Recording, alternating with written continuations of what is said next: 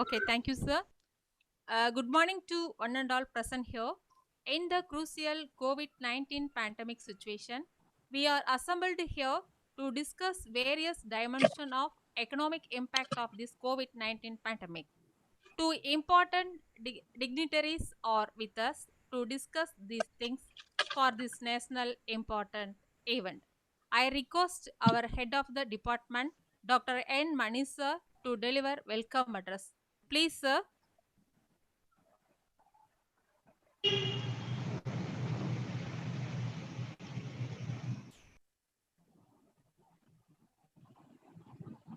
Mani sir, please proceed. Yeah, sir. Good morning to one and all present here. I am Dr. Mani, HOD of Economics. I am privileged and proud to deliver welcome address in this national webinar. Here for this national webinar, our principal, Dr. R. Venkatachalam, is here with us to deliver the presidential address. On behalf of the national webinar, we wholeheartedly welcome you, sir. There are two important dignitaries, most acclaimed economists in the nation are joined with us. Dr. Madheswaran is a well-known econometrician as well as a development economist in the nation, and he has contributed many things to the government of Karnataka and as well as government of India. He is with us, and I wholeheartedly welcome you, sir. A brief note of introduction will be delivered before his speech. Now I wholeheartedly welcome on behalf of the audience and the college as well as Association of Tamil Nadu Economists. I wholeheartedly welcome Dr. Prasad Rao. He is a professor in Head Department of Economics, the reputed Andhra University, and one of the prestigious scholar of Sussex University of the United Kingdom. I wholeheartedly welcome you, sir. I wholeheartedly welcome our father Leonard for this August gathering. Welcome you, sir. I welcome Dr. Kumar, Secretary of the Association of Economists of Tamil Nadu, and I welcome Dr. G. Irudheraj, Treasurer of Association of Economists of Tamil Nadu, and I welcome Dr. C.A. Parisa, our senior faculty member of our department, and I welcome every member in our department, Dr. Manikandan, Dr. Babu, Dr. Ilango, and Dr. Kasturi, Dr.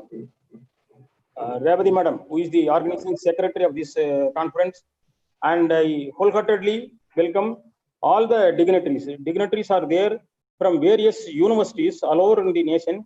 Learned faculty members from universities and colleges are joined with us to interestingly to listen this two dignitaries lecture. So that I conclude my welcome address very briefly. I once again, I wholeheartedly welcome all the gatherings and dignitaries. Welcome you, sir. Welcome.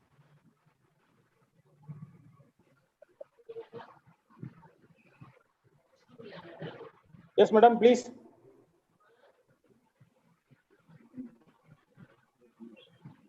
Revati, madam.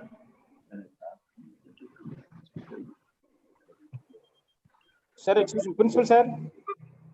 Yes, I'm online. Shall I proceed? Yeah. I request our principal to deliver the presidential address. Thank you, Professor. Very good morning to one and all.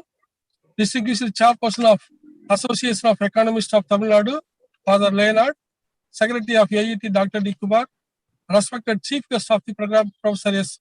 Madheswaran, respected Professor M. Prasad Rao, HOD of Economics, Dr. N. Mani, the faculty members, and my dear participants. Very good morning to one and all. First of all, I express my sincere thanks to our Secretary and Correspondent Sadhani Semil sir for the support in conducting more webinars during this COVID-19 pandemic situation. Our department is conducting many webinars in association with various organizations and institutions.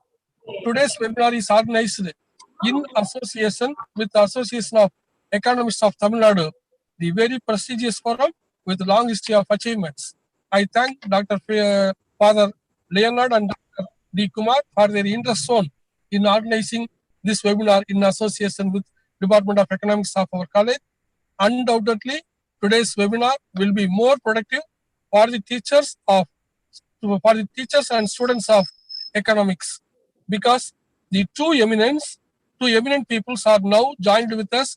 Professor S. Madheswaran is a well-known economist having vast experience and assumed many academic and administrative positions, received many prestigious awards and honors, but very simple person, easily approachable, and all the above. He is son of our soil, belongs to our own district. Thank you, Professor, for joining with us. You're most welcome. Next special guest of the webinar is Professor M. Prasad Rao, Head Department of Economics, Andhra University. His specialization is poverty studies, international economics, and development economics. With vast experience, he is guiding the department teachers and students of economics into a right way. I thank M. Prasad Rao for accepting our invitation. Thank you, Professor. You are most welcome. I thank the organizing committee, particularly Dr. N. Manisar and Revati, and other faculty members of economics of Erode Arts and Science College. Thank you for organizing this wonderful webinar. Also, I sincerely thank and welcome all the participants from various places. Thank you, Professor. Thank you very much. Thank Revati, you, please sir. proceed. We are Revati, proceed பண்ணுங்கம்மா. okay, sir. We are proceed to associate with Association of Economists of Tamil Nadu for this national webinar. Dr. Kumar, Professor of Economics, Jamal Muhammad College, Trichy, and the Secretary of AET. He is backbone for the joint venture of national webinar. Now I request him to delivering felicitation address with few words. Please, sir. Good morning to all of you. Is it audible?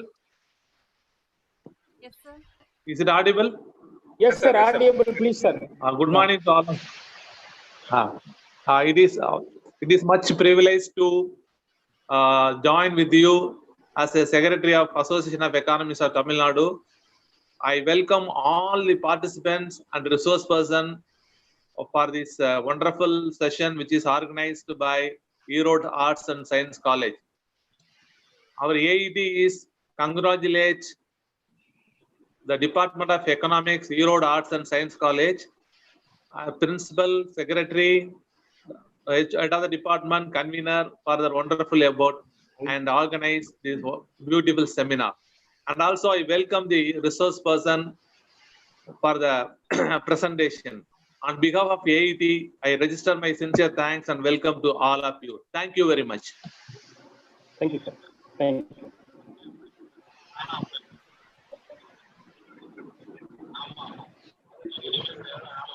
Yes, madam. Please proceed.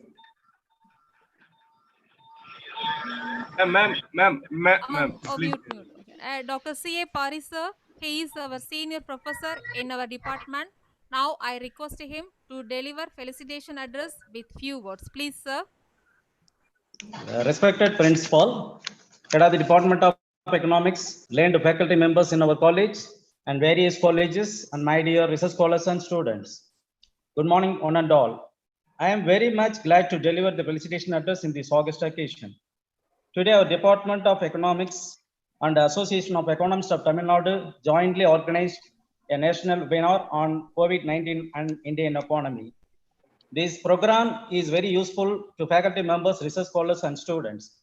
I congratulate the chief guest, Professor S. Madheswaran, Director, ISEC Bangalore, and Professor M. Prasad Rao, Head of the Department of Economics, Andhra University. The two professors are the great and renowned personality in economics to deliver the impact of COVID-19.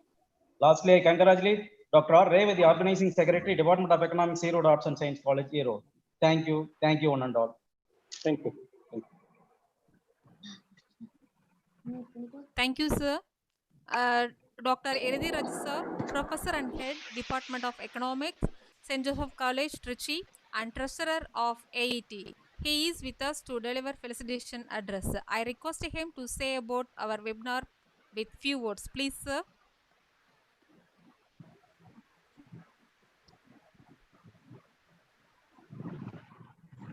sir. Dr. Iridhiraj, sir. Iridhiraj, sir. Okay, ma'am. Sir, Let good us morning, sir. join with us Good morning. after Good morning. Okay, this. sir. Sir, good morning, sir. Proceed, Professor. Iridhiraj. Yeah, Sir, please. good Yeah. morning. Please. Good Good morning. morning Good to morning, sir. everyone who have gathered here. The Department of Economics, Erode Arts and Science College, Erode, and Association of Economics of Tamil Nadu jointly organize national level webinar on impact of COVID-19 on Indian economy and the crisis on Indian poor. It is a great effort made by the Department of Economics, Erode Arts and Science College, especially the organizing secretary, Dr. Revadi, with the help of Dr. Mani, HOD of Economics, for the welfare of the students and for the policy makers during this pandemic period. As a treasurer of Association of Economics of Tamil Nadu, at this juncture, I congratulate all the staff of the department and the management of Erode Arts and Science College, Erode. And also, I am pleased to thank resourceful persons for accepting the invitation for this national level webinar meeting. On behalf of the Association of Economics of Tamil Nadu, wishing you all the best. Thank you, sir. Now I request to our head to introduce Professor Madhiswaran, sir, Director, Institution for Social and Economic Change, Bangalore. Please, sir.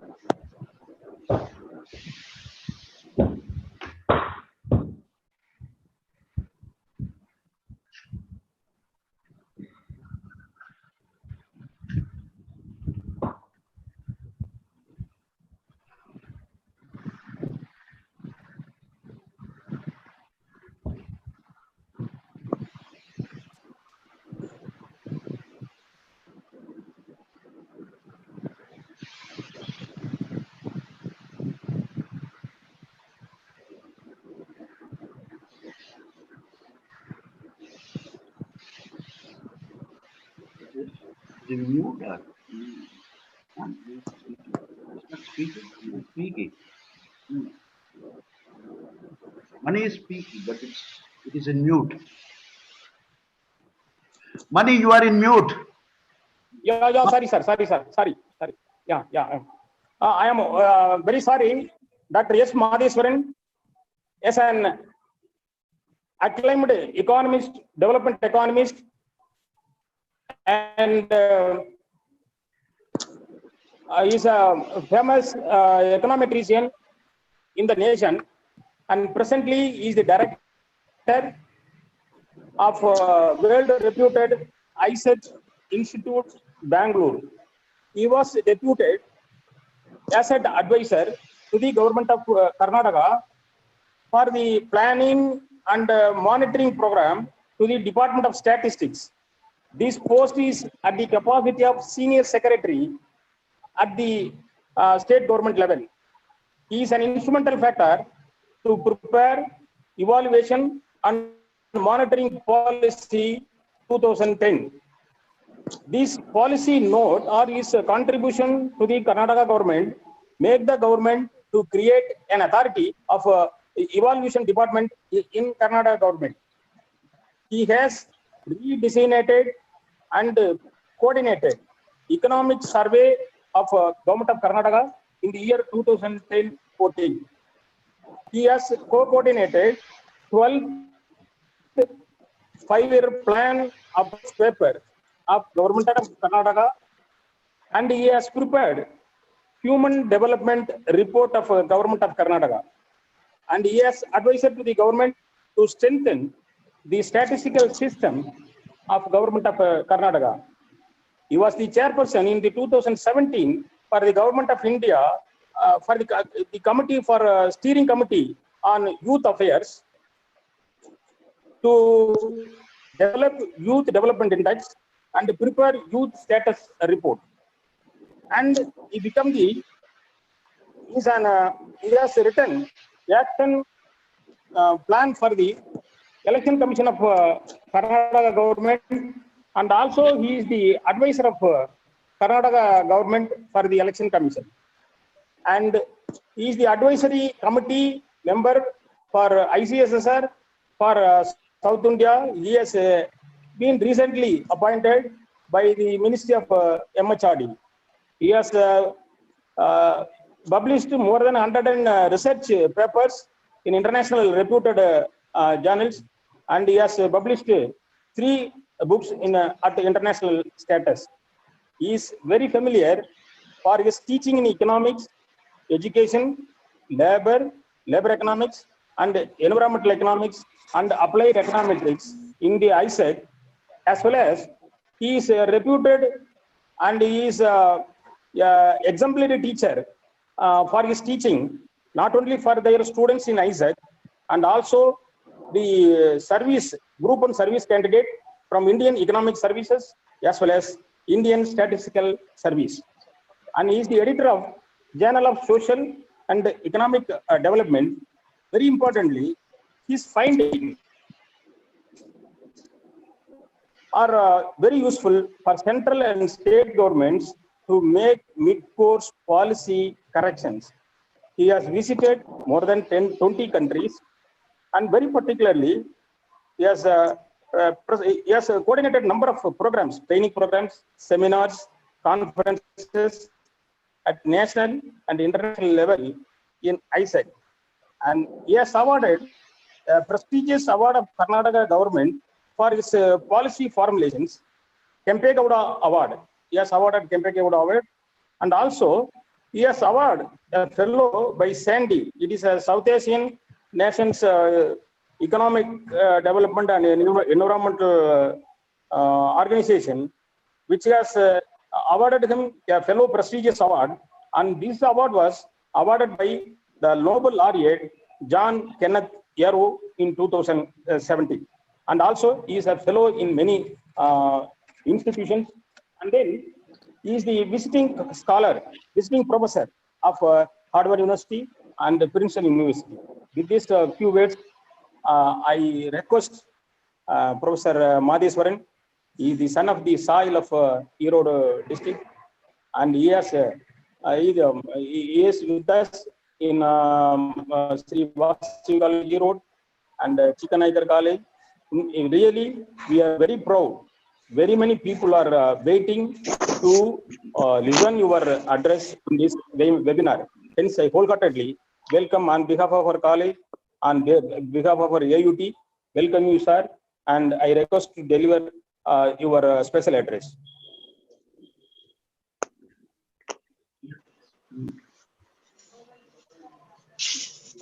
Yes, sir, please, sir. Yeah. Is that okay? See, good morning, everybody. Good morning, Respected the principal of Erode Arts College, Dr. R. Venkatachalam, and my dear friend, Professor Mani, who is instrumental to bring me to this webinar. He has called several times that in midst of my busy schedule, I said yes, because I'm born and brought up. It is a great privilege for me. I born and brought up in Erode, and I can't say no. And also, I pay my respect to all the dignitaries from the Association of Economists of Tamil Nadu, Dr. Kumar, Pari, and other dignitaries. And also, I could see my teacher, P. Arvu. He's online, it seems. I pay my respect to him. So, with this introductory note, Mani, how long I have to take? I'll take 40 minutes, sir. Maximum 40 minutes. Okay. Right. I'll try my level best. Okay.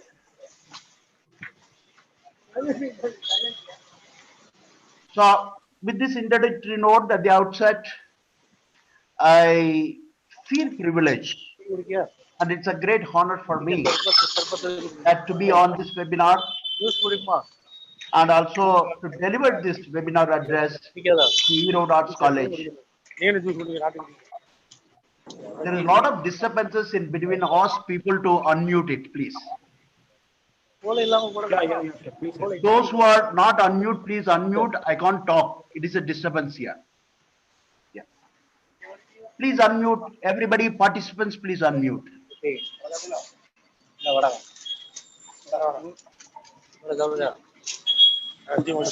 Still a lot of disturbance coming, Money. Please request. Karthi?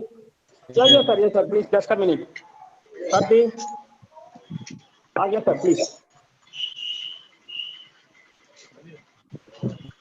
Karthi? Karthi, sir.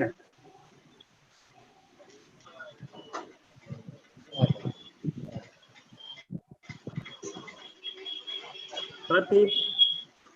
Sir. கொஞ்சம் mute பண்ணிருங்க sir please mute everybody. Okay, okay. Speaker தவிர எல்லாத்தையும் mute பண்ணிருங்க. Okay.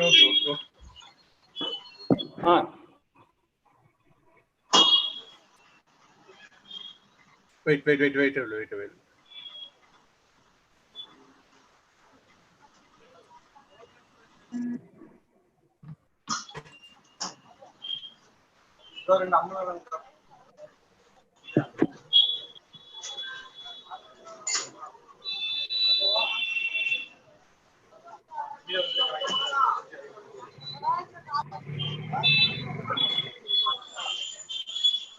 இப்ப speaker யாரு? Speaker அவர் Madheswaran sir.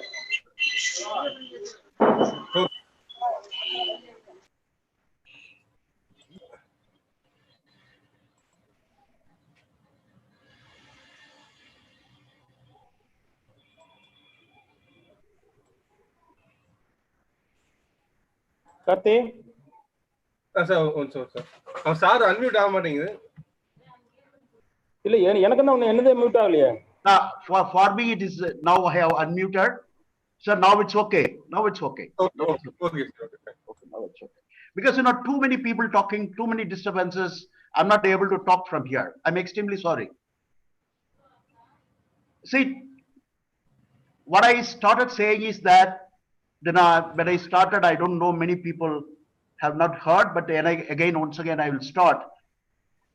Respected Principal Dr. R. Venkatachalam, Secretary and Correspondent of Erode Arts College, and respected Secretary of Association of Economists of Tamil Nadu, Dr. Kumar, and Professor Pari, and other dignitaries from the Association of Economists of Tamil Nadu, and also my dear batchmate Venkatachalam, who is the Controller of Examination of Arts College. He's online.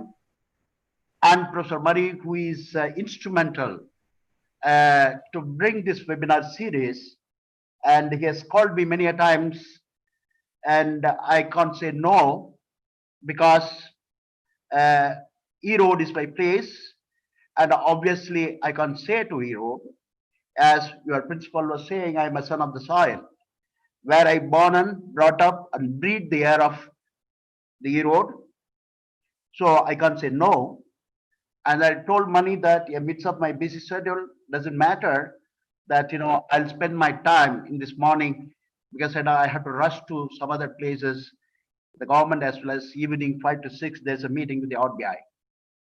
And with this note, I also see my teacher P. Arbuham is on the line. With this webinar, through this webinar series, I pay my respect, who taught me, and he was instrumental for me and Professor Shanmugam, Director, Madras School of Economics, that we are in this status now.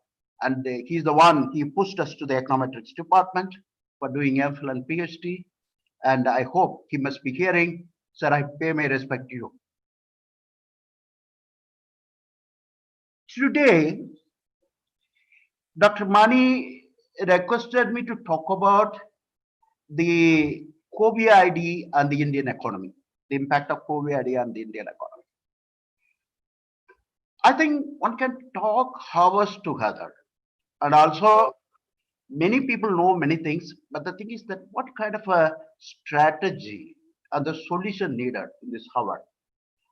I'm going to talk about 5 topics very briefly. Number one, first one is that I'm going to talk about the fiscal policy revival. Second is that how to boost the MSME sector. And the third is marketing agricultural products amidst of the COVID virus. And the fourth thing is taming the poverty in the post-COVID scenario.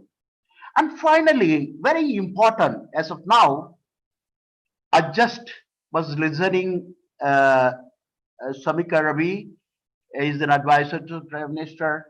This is the need of the world, the importance of the local government. So there are 5 things which I am going to focus: fiscal policy revival, how to boost MSME, marketing agricultural product, taming the poverty in post-COVID scenario, and finally the impact of COVID and the importance of local government. First, let me talk about the fiscal policy revival. All of you know that the COVID-19 pandemic has caused an unprecedented human and health crisis. The effects of lockdown period and the COVID situation have been severely felt because the production, consumption, exchange, and other interdependent economic activities have crippled industry at the national level and within the states. Loss of employment and income have severely impacted the workers in the informal sector and poor families who are unprotected by statutory social security measures. Livelihood has been the critical issue for them as well as their dependents, especially if they are migrants or homeless. So, what we want to know, what we are in the position is that provision of livelihood security, comprising income and food security, had been the biggest national challenge that Government of India and state government have to jointly cope up with during this pandemic situation. So at this point, there is a great uncertainty about its severity and length. In this context, we have to design the policy, address the trade-off between their lives and the livelihood. So given this preamble, let me talk about the fiscal policy revival. All of you know that many economics professors whom they work on macroeconomics and monetary economics, whom they have read in newspaper, also that there are quite a lot of interview going up. With the onset of COVID-19, the global economy is set to enter a sharp double dip recession. As many international agencies have already forecasted this, the global growth could be minus 3% in 2020, which is a decline of about 6 percentage points from the baseline projection of positive 3% growth with no pandemic. Such swings in growth forecasts are unprecedented, and this is due to both health scare with lots of deaths and infection, and also due to the lockdown of major part of the global economy. That's what we are experiencing, the sharp double dip recession, and the global growth could be 2020. By saying this, unlike the global economy, Indian economy was already in slowdown phase before the pandemic affected, and there were expectations that the country is on a recovery path. But the COVID-19, such hopes are not only dented, rather downturn turning out to be much deeper. There are various forecasts that suggest a sharper slowdown. Some forecasts even suggest a negative growth, which was not heard in the past 5 decades. I think my friend, Professor Bhanumurthy from National Institute of Public Finance and Policy and the NCAR, recently they have brought the report. And they also have forecasted, and they suggest a proper slowdown, and some of the forecasts suggest the negative growth which is not heard in the past 5 decades. With this lockdown and with the increasing infection, the uncertainty in the economy has increased manifold. There are also discussion about the shape of the recovery in the macro and monetary economies. The shape of the economy, shape of the recovery is nothing but is it a V-shaped recovery or U-shaped recovery or W-shaped recovery? Of course, most of the economic professors, they're sitting over there, is that economists normally develop a chart examining the relevant measures of economic health by using employment rate, gross domestic product, and industrial output. By using this 3 variable employment rate, gross domestic product, and industrial output, not economic of any country. So there are a lot of discussion about the shape of the recovery, whether it could be V, whether it could be U or W. V-shaped recession, that means the economy suffers sharp economic decline but quickly and strongly recovers. Sometimes, U-shaped recovery happens when recession occurs and the economy does not immediately bounce back but tumbles along the bottom for a few quarters. And basically this W-shaped recovery begins like a V-shaped recession, but then turns back down again after showing false signs of recovery. And W-shaped recession are also called double dip recession because the economy drops twice before the full recovery is achieved. So while saying this, but in my view, the most probabilistic recovery could seen by using this 3 variable which I have mentioned is that employment rate, growth, gross domestic product, and industrial output. In my view, the most probabilistic recovery could see an elongated U-shape, not just U-shape, it is an elongated U-shape in the Indian economy. Now, by saying this, what are the policy options that India has in order to overcome such uncertainty? Has India done to address this? These are all the questions comes in front of every economist. Based on the recent decision, the answer is mixed, and India may need to do a lot more to overcome the distress that the pandemic has created across the sectors of the society. Of course, India indeed was relatively fast in declaring the national lockdown, and rightly so, and taken quick precautionary measures compared to most of the country. But still, it is really with exponential growth of infection that what we are seeing today. Now, by asking this question, what is this government and the RBI have taken various measures on a regulatory, what type of measures they have taken? The government of India and the RBI have taken various measures on a regular basis, not only to ensure liquidity in the financial market, but also transferring money to Jan-Dhan accounts to partially mitigate the income loss to poor and daily wage earners. You must have seen in the newspaper, government has already announced the fiscal support of first lot 1.7 lakh crore and 2 lakh crore, which is addition to the support measure the other state government have to do so far. However, whatever it has been done, as it might turn out, that measures taken till now may not be sufficient enough if this pandemic situation is extended further, or for the post-lockdown economy or the post-pandemic situation. This is more so to the sectors such as MSME sector that are already struggling with 2 major shocks in the form of demand depreciation and GST implementation. There are also demand for distribution of free food grains to poor and destitute free food grains to poor. And some economists have argued that universal basic income type of support as was declared in US, that means 10% of GDP, and other Scandinavian countries. When I say this, the question arises, Does India has such fiscal space to go for such a mega fiscal support? Or what India should do to ensure both lives and the livelihood and help post-pandemic economic recovery?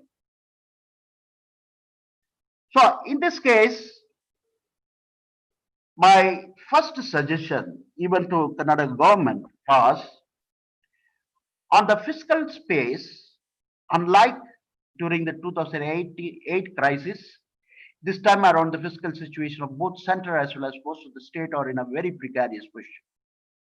So all of you know that center has already invoked the escape clause for 2 consecutive years to breach its fiscal deficit target as suggested by the existing FRBM Act. And given this unprecedented situation right now, it may not be wise to look at the fiscal targets now. Most certainly, it is important to look at how to finance the fiscal deficit. That's what, very recently, for example, that in Karnataka, when I look at the fiscal space, near about, basically, it is a debt to GDP ratio. It is 2.5. But the thing is that 14th Finance Commission, 15th Finance Commission, already they have suggested, and also if you look at the very recent PRS report, suggested that in this pandemic situation, you can go beyond the 3% of the 3% of the fiscal deficit. So the government need not to panic that after some point of time, after this pandemic situation, we can bring back the fiscal consolidation path again, so that the first and foremost advice to the government is that one can use the the FRBM Act says that it's a 3% of the fiscal deficit, but the thing is that the most of the 14th and 15th Finance Commission almost suggests that 1% fiscal space can be increased in such a way that more than 3 or up to 3.5 you can go, so that you'll be able to bring back.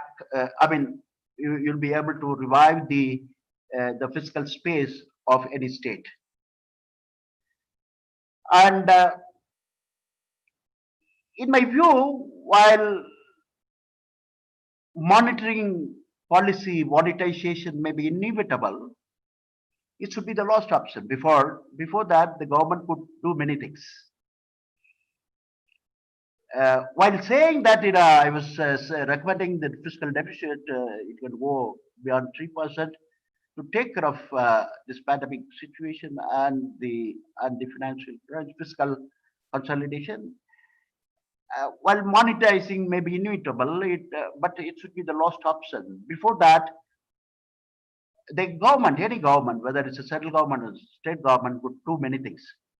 The first and foremost is the current year budgets are passed just now in many states, and there is a need to reprioritize, recalibrate, and front load the expenditure lines, especially if they are meant for rural agriculture and informal sector. And second is, as this is not the time for looking into new projects, all the proposed new projects need to be postponed. However, there are many existing projects that are waiting for what of funds these projects need to be preponed. That is what recently we also recommended to the Kannada government. We have seen, we looked at, for instance, for example, while I'm saying this point, there is a sharp increase in irrigation and flood control. There are about 30% increase from 2019 to 1920 to 2020-21 budget. Some of this expenditure could be postponed and diverted to health and family welfare and social welfare and nutrition.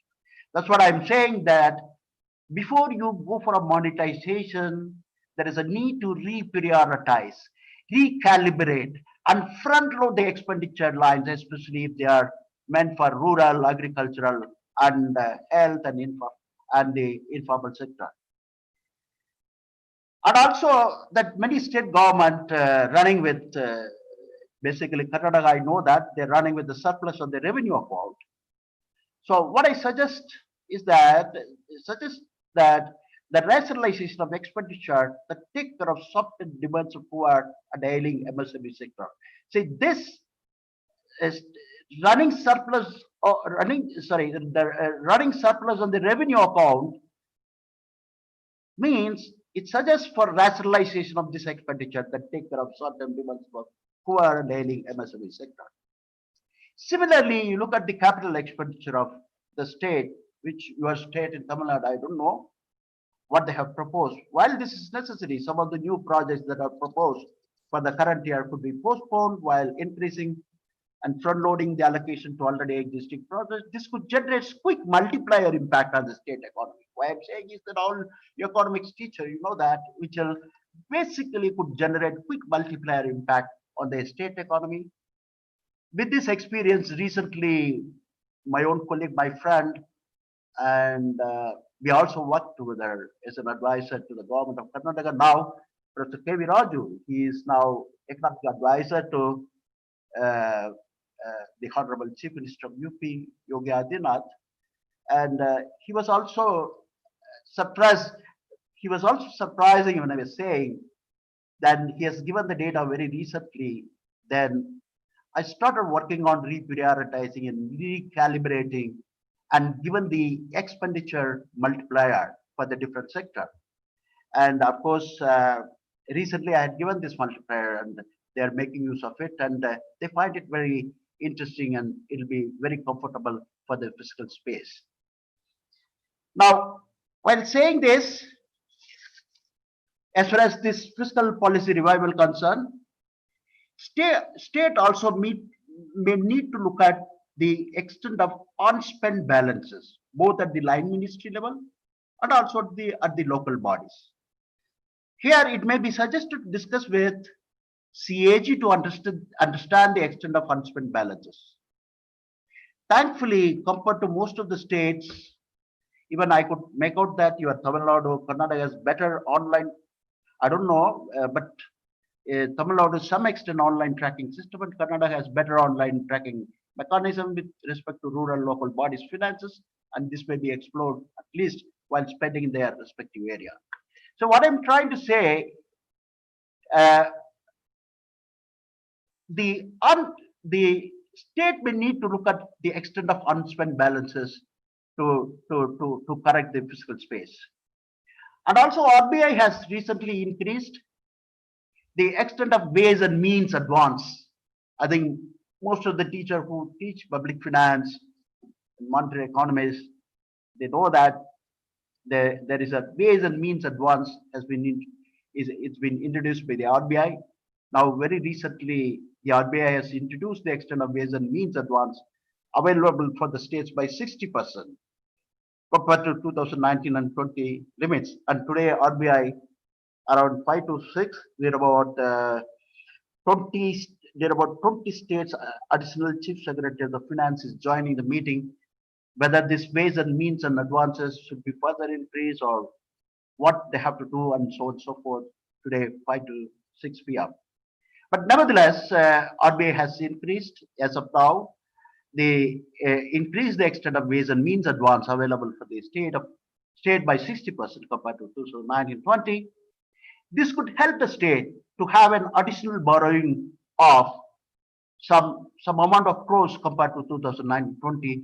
Whereas we have calculated in Karnataka, the Karnataka state can borrow at least 2,800 crores from RBI quickly based on this ways and means. I don't know about Tamil Nadu, someone has to calculate. So, while saying that, my last point about the fiscal policy revival is there may be some more fiscal support measures from the central government. The state government might still be short of more additional resources. One option is to borrow from the market. So I don't know about Tamil Nadu economy, but unlike other states, Karnataka state finance is much better and the interest rate on borrowing could be quite low. I think Tamil Nadu, I don't know, there are quite a lot of Tamil Nadu economists sitting over there. You must be knowing about the Tamil Nadu state finance situation. But what I'm saying is that the option is to borrow from the market as well in this situation. It's recommended. Because very recently, my close friend, Finance Minister of Kerala, and is a well-wisher, Professor Isaac Thomas, he has borrowed at 8.96%, largely due to the weak fiscal situation in the state for a long time. And he is trying his level best to correct the fiscal consolidation path of Kerala. So, what is it, in a nutshell, as far as the fiscal policy revival concerned, for you to take home and for many economists sitting here uh, to deliberate on the issue, these are all the following points: is that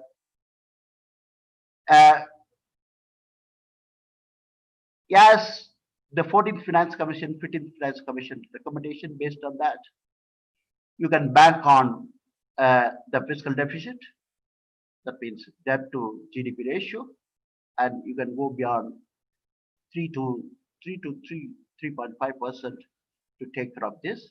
And second, what I said, recalibrate and reprioritize the public expenditure, and also make use of the surplus of the revenue account.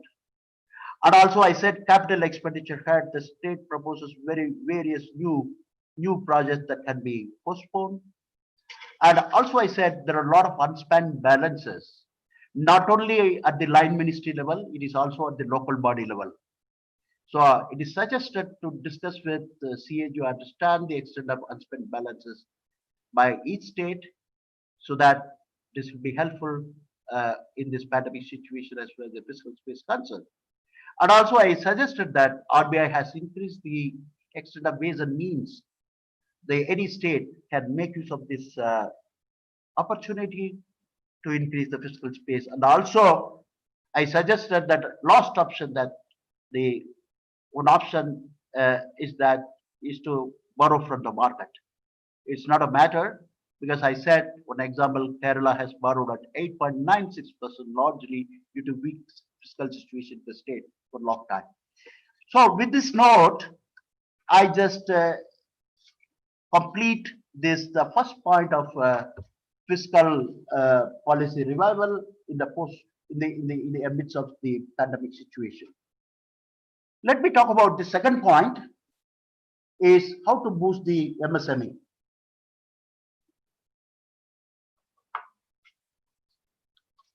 So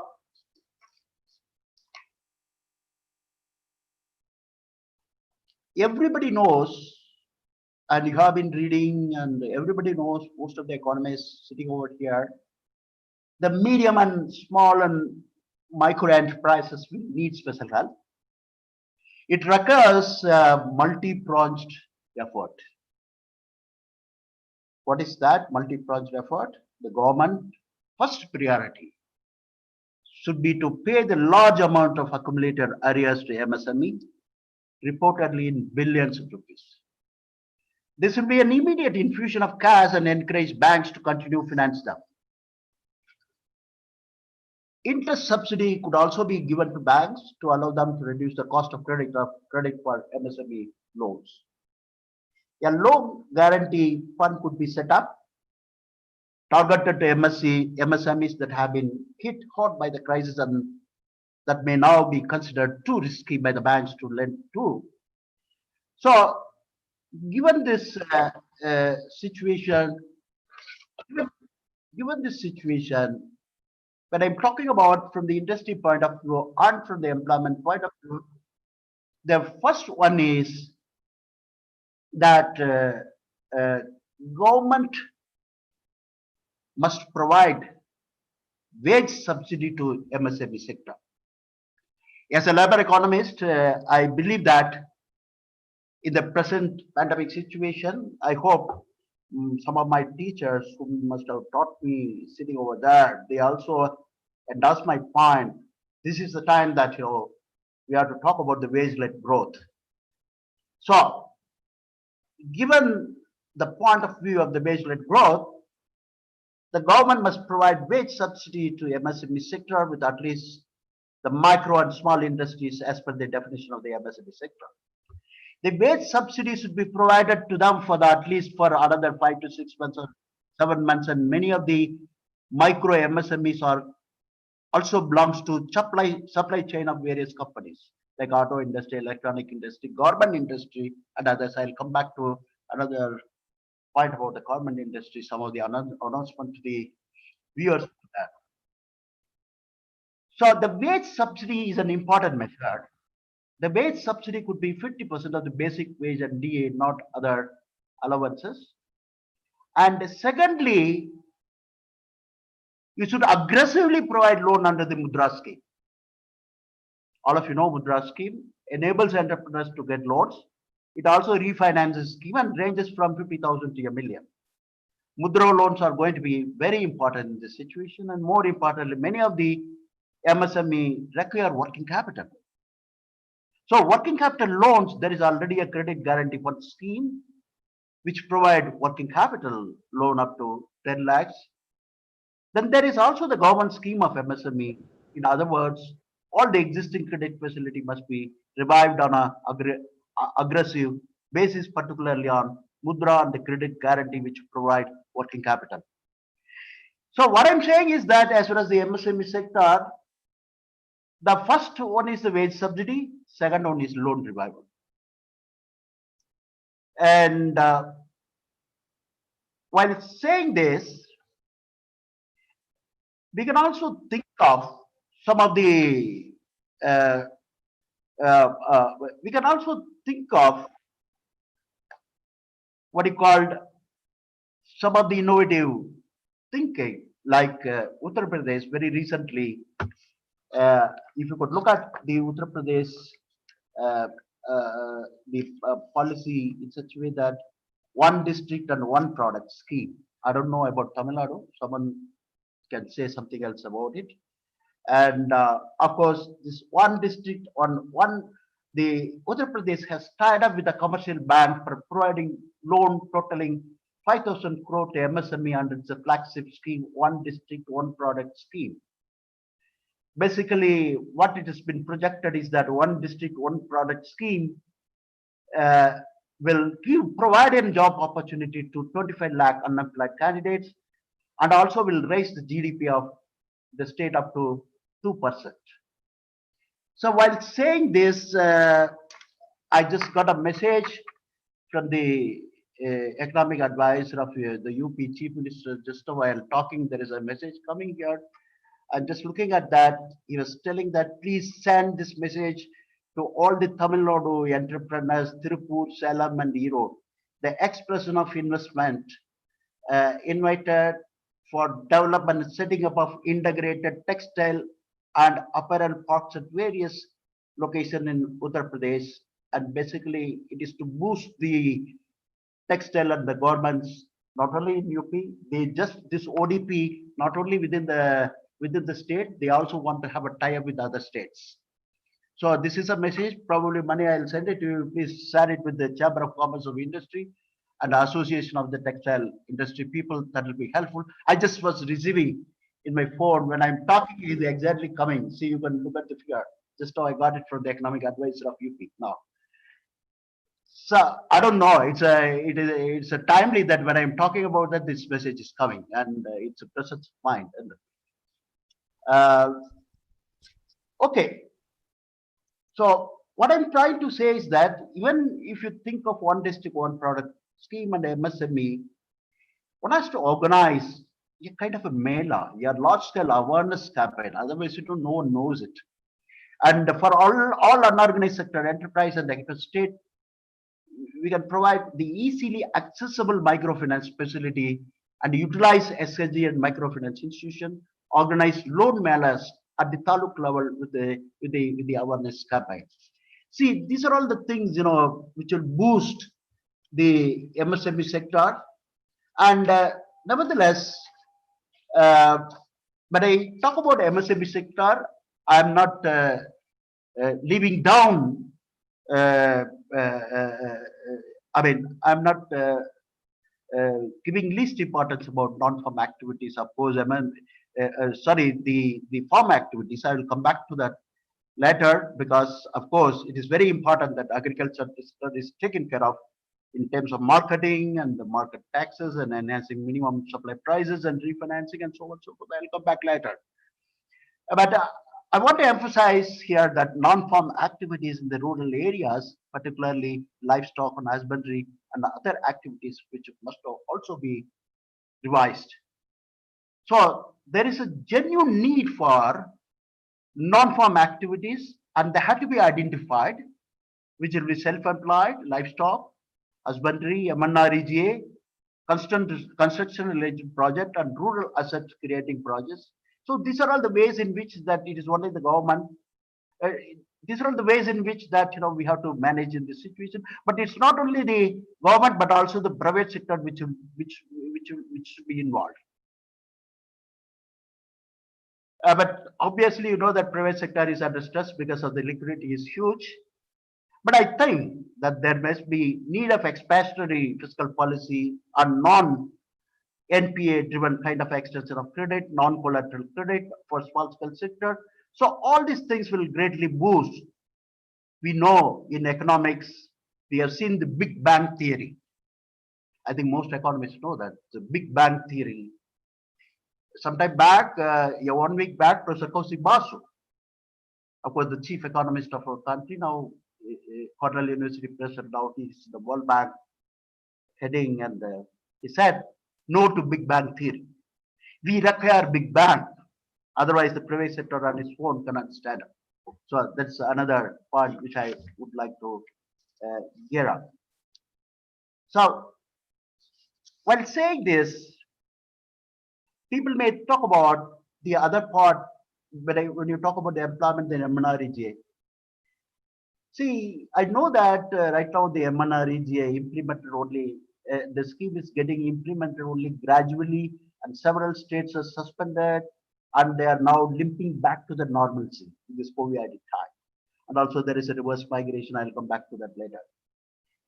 So the government should do three things as far as this MNREGA. First is to clear the wage arrears for the last fiscal year and send advances of the central staff to the state government. At the same time, the state or finances are dried up. The Finance Commission is also working on that. And also the GST arrears must be shared, and there must be some facility under which the state government can borrow money from the Reserve Bank of India, as I have told now. And also in MNREGA, I have seen that there are many unspent balances. Of course, this is the window of opportunity. You can make use of it, and it should not be lapsed. There are many more things. I don't want to get into it. Otherwise, the time is very short. And if I get into MNREGA, my time will go. And by talking about these workers, basically the loss of employment and income have severely impacted the workers in the informal sector and poor civilians who are protected and who are unprotected by statutory social security measures. Of course, all of you know that among the informal sector, now I just wanted to say a few points about the construction workers. Of course, there is a Construction Workers Act 1996. Of course, the Karnataka has the Karnataka Building and Other Construction Workers Welfare Board, which was created. And in 2007, that was my suggestion from my project, is that how to mobilize the welfare fund for the construction worker. The suggestion was in 2007 is that I introduced and suggested the government to increase 1% system on new buildings. And from 2007 onwards, because you don't know the employer-employee relationship in the informal sector, so employer contribution that in form of cess, this was suggested. And then now you can see that near about 8 to 10,000 crore is accumulated. But the problem is that the welfare board is finding difficult to disperse the social security measures, and they may not be able to identify who is the proper construction worker. So here the suggestion is not only that I don't know about Tamil Nadu, people have to think of is there any construction welfare board and how much, if not, you can think of your one person says on all new buildings so that this will act as a cushion in the pandemic situation. Now this 8,000 crore, what we have suggested now, near about now in this situation, near about 1 lakh workers has registered, but still a lot of construction workers, but still the government has provided the social security measures for this 1 lakh workers. But what is my suggestion is that whatever may be the government, it is the time for the state government to explore a livelihood security measure based on direct cash transfer, then in kind transfer with a complete list of eligible persons registry. This registry should be independent of registration status person in different occupation. Further, this is the right time to bring back the policy initiative for a universal basic income in India for consideration on a priority basis. So I had given an example of what I called this construction worker welfare fund of Karnataka. I don't know about Tamil Nadu, but this is how in 2007 the kind of a suggestion we had given, we have accumulated so much money in the construction welfare board. And but whatever maybe the fund is accumulated, but any government, the identification and the eligible beneficiary with no inclusion or exclusion area is formidable task, and delivery of service to thousands of people at their place of living is practically challenging. That one has to think of for a strategy. So with this, I'll go to my third point, and I have another 2 points. Third point is very brief, that most of you, my place, Erode, is agro-based industry place, and it has both industry and agricultural wealth, that is Erode. But anyhow, but all of you know that this COVID has disturbed totally the supply chain for certain agricultural commodities, especially perishable like fruits and vegetables in the whole country. And Tamil Nadu and Karnataka or whatever the state is not an exception. So what I'm trying to say is that some of the Karnataka experience which I would like to share with you, probably you can think some of the Tamil Nadu Economics Association take up this suggestion, and you may be able to articulate to your government, to the government, and give this suggestion for the betterment of the welfare of the farmers. The first is that it is necessary to the farmers are fully supported by intervening in whatever manner in the market. For instance, maize and red gram arrivals are in the full swing, and farmers are not getting the minimum support price. Forget about, I'm giving the example of maize and red gram, but they're not getting the minimum support price. So it is necessary to procure them at a minimum support price through a multi-agency approach involving National Agricultural Corporation Marketing Federation of India, that's called NAFED, and Food Civil Supply Corporation, and any Oilseed Growers Federation Limited of your state. So this is basically done in Haryana. Very recently, it's very successful. So it is necessary to procure them at minimum support price through a multi-agency approach involving NAFED, Food and Civil Supply Corporation, and Oilseed Growers Federation Limited, and so on and so forth. And second suggestion, to strengthen the supply chain of agricultural product in terms of infrastructure, institution, and technology. The Agri-War Cell have been set up in the Department of Agriculture and State Agriculture Universities in Karnataka. I don't know about Tamil Nadu, someone can intervene and say, the cell is making efforts to link farmers to market. But it's a too small an effort, and very recently we have requested them to scale up this and continue the cell as a helpline cell after during this COVID time. A few farmer producer company and some individual farmers are making efforts to sell their produce directly in the cities, taking the help of some organizations such as Association of Flat Owners in Bangalore. It is ideal even in Tamil Nadu, you think of, it is ideal if the ward committee is constituted by any city corporation comes forward and support the farmers organizations. Another thing. And also, you can, the next point is support the farmers to keep their produce in the warehouses so that they can raise loans against the warehouse receipt. Another important thing. Also that Government of India is seriously contemplating to amend the APMC Act, Agriculture Product Marketing Act.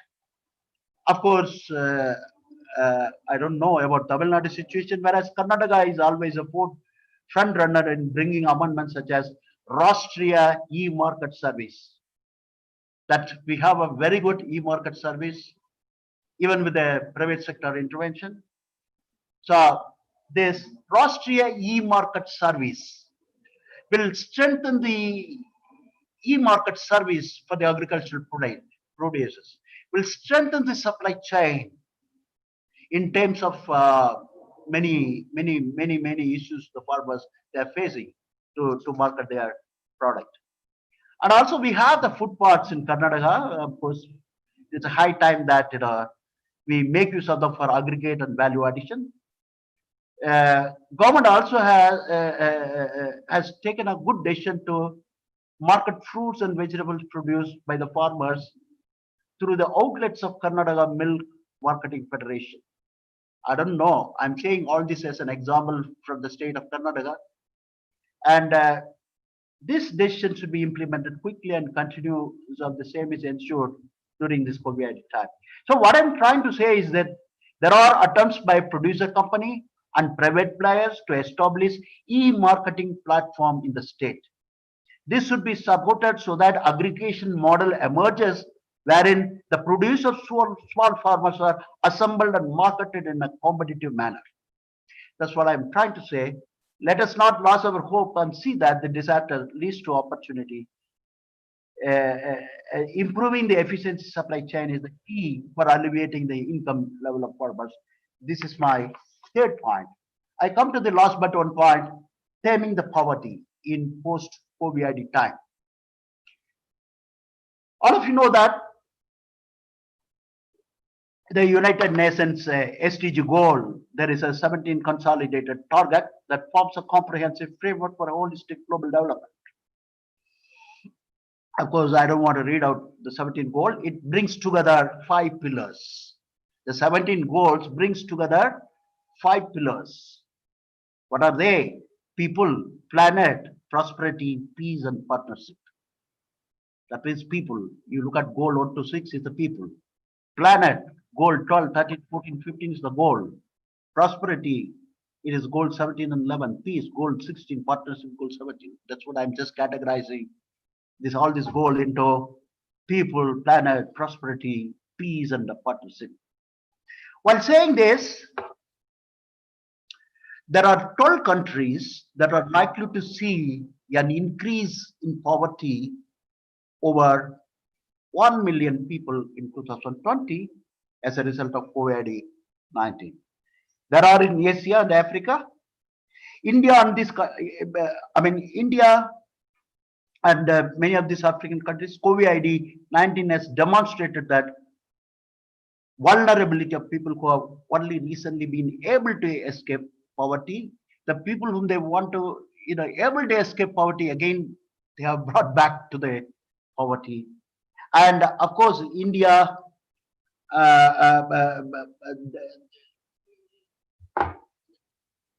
there are some statistics says that I said 12 countries are likely to see an increase in poverty of over 1 million people in 2020.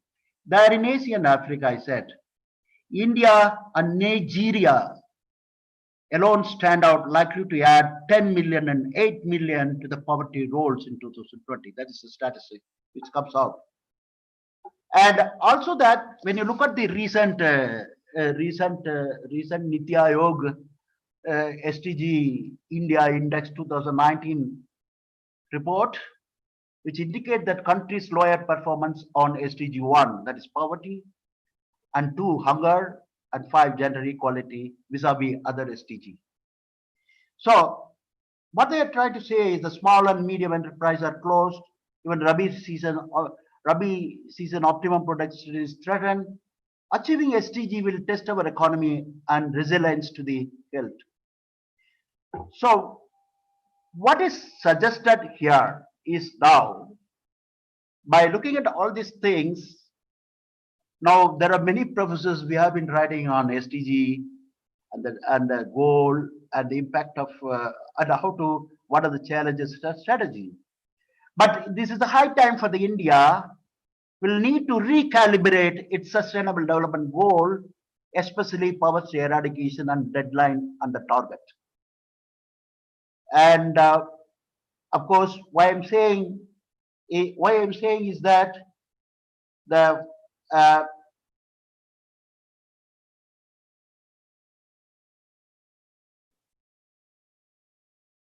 whatever may be the measures you have taken, the commitment to whatever may be the whatever may be the policy measures or the package has been given, the present pandemic brought 3 serious errors. What we made. The first is with regard to understanding the nature and extent of poverty. The second is our low investment in publicly funded provisioning of quality of health care. And number third is social protection for the informal sector. And I don't want to say many things about this, because when I say talk about the understanding the nature and extent of poverty and the low investment public funded provisioning of healthcare and social protection for the informal sector, where if you allow me, then it will keep on go. I'll just say that these are all the serious mistakes we made. But the thing is that in India, another serious mistake is that we stopped the statistics of computing the poverty. Of course, our poverty line is only Tadakar poverty line. It stopped at 2011-12. But however, whether it is measured or not, poverty, chronic poverty and dynamics of poverty remain the biggest development challenges since independence. And of course, it's the high time. Even there is some socio-economic caste census has come, SECC, that is 2012, and from 2011 and 12. And we don't know the statistics, the trends of poverty and the measure of poverty. And in this pandemic situation, we need a kind of measure of poverty, and also that a multidimensional poverty, which we need in this pandemic situation. Otherwise, you will not be able to target, because we are announcing 1.7 lakh crore package, 2 lakh crore package, but where to push this money? So we will end up with inclusion error and exclusion error, and richer will richer and poorer will become poorer. So my humble suggestion to many states, many director of economics and statistics, doesn't matter, even central level, is the need of the world. Even the commitment to give free cereals to 8 million people, relief package, these are all done by government. Basically, internally, they are realizing the gravity of poverty situation in India and the severe distress unleashed by the lockdown. But we need statistics. We don't have it after 2011-12. This is a high time. This is one thing which I throw from the statistics point of view. And my final point, I'll take another 2-3 minutes. Then I'll complete my talk. The final point is about local government. The importance of the local government institution. The emergence of this coronavirus disease across the globe has resurrected the criticality of local government institutions. Being closer to the citizen, the local government institutions are uniquely placed and are equipped to respond to the crisis situation in a timely manner. And today's talk in the Prime Minister's office is that the decentralized governance is necessary not just to deliver goods and services effectively, but also to contain the spread of virus. That's what recently they're realizing, and they're trying to bring many things. But anyhow, let me say some few points about that. The dispersed nature of the virus demands a decentralized approach, and local governance at the panchayat and municipalities than the centralized mechanism at the state or national level is very important. Of course, all of you know that this subject is delineated in the 11th and 12th schedule of the Constitution are the functional domains of the local government institution. However, these functions are devolved without necessary financial functionaries and critically the freedom of the autonomy. Let us hope that the union and state government realize the potential of local government institution for the future well-being of the citizen. Of course, they start now. But when I say this, the importance of the local government institution uh, uh, to help the spread of this COVID-19 and to take care of the lot of relief measures and the remedial measures. In the context of decentralized governance, even the progressive states like Karnataka, Kerala, Maharashtra, Rajasthan, Tamil Nadu, and Tripura need much more to be done to empower the local government institution. If you see, local government institutions in Kerala have performed very well in containing COVID-19. The large size of the GPs, better awareness among the citizens, neighborhood groups such as Kudumbasri, People's Planning Campaign, they call it as PPC, and adult literacy program of some of the factors contributed towards the successful prevention of the virus spread in Kerala. I think this is the role model we have to learn from the Kerala. So while saying this, I'll take only 1 or 2 minutes. While saying this, this is the point for many researchers and the teachers whom they are sitting here to realize the importance of the local government amidst of this pandemic virus. And generally speaking, it is important to understand how local government function within a larger socio-political setting.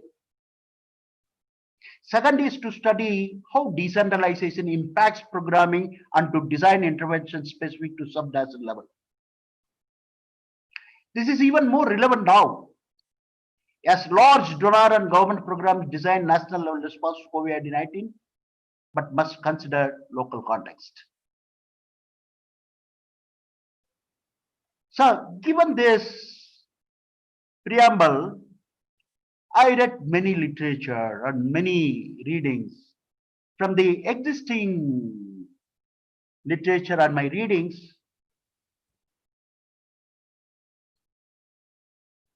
I have identified 5 key lessons for COVID-19 response at the subnational level. I mean, the local government, importance of local government. What I'm saying is that I've identified 5 key lessons for the COVID-19 response at the subnational level. Number 1, eliminate institutional overlaps. There needs to be a clear division of functions between national and local governments, between different social sector as well as various arms of local governments.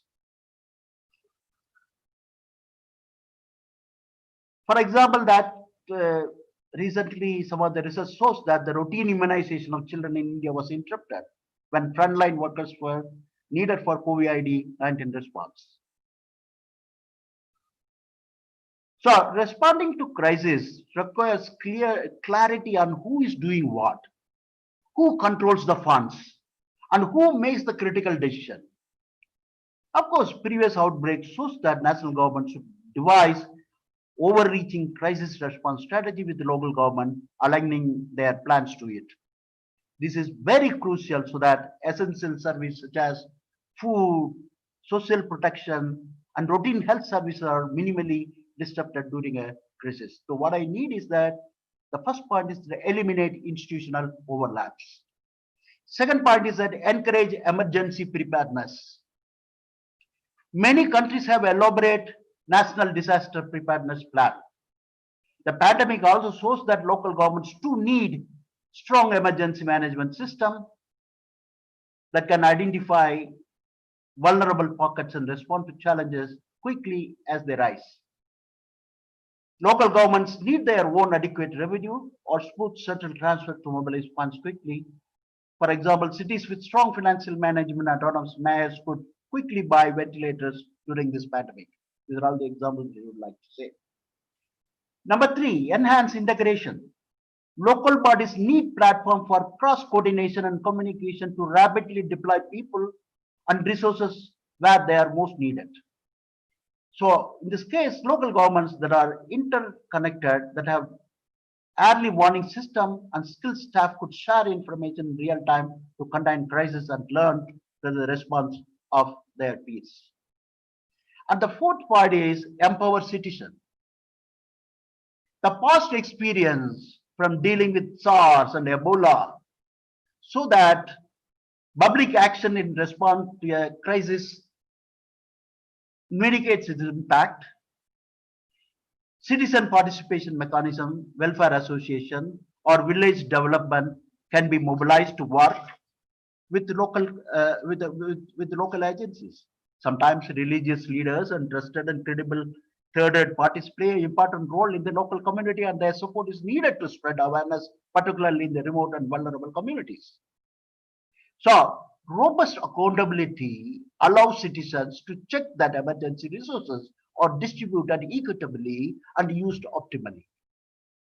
That's what I want to say, empower citizens. And the last point is that everyday resilience. What is it? Everyday resilience is for government.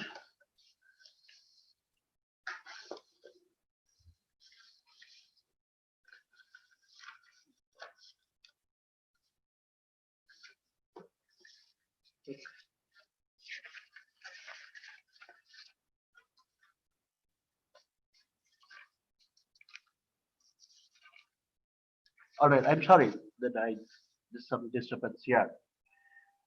The final part is that everyday resilience. For a government to work effectively in the worst of times, it needs to have well framed system and practice and resources flows the best of time. The system needs to be responsive to citizen needs and changing realities. And the crisis such as COVID had huge money and resources into the hands, and crises such as COVID need huge money and resources into the hands of local authorities.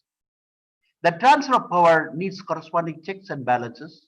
All this can be achieved if we invest in local officials over the long term through training, mentoring, and preparedness activities.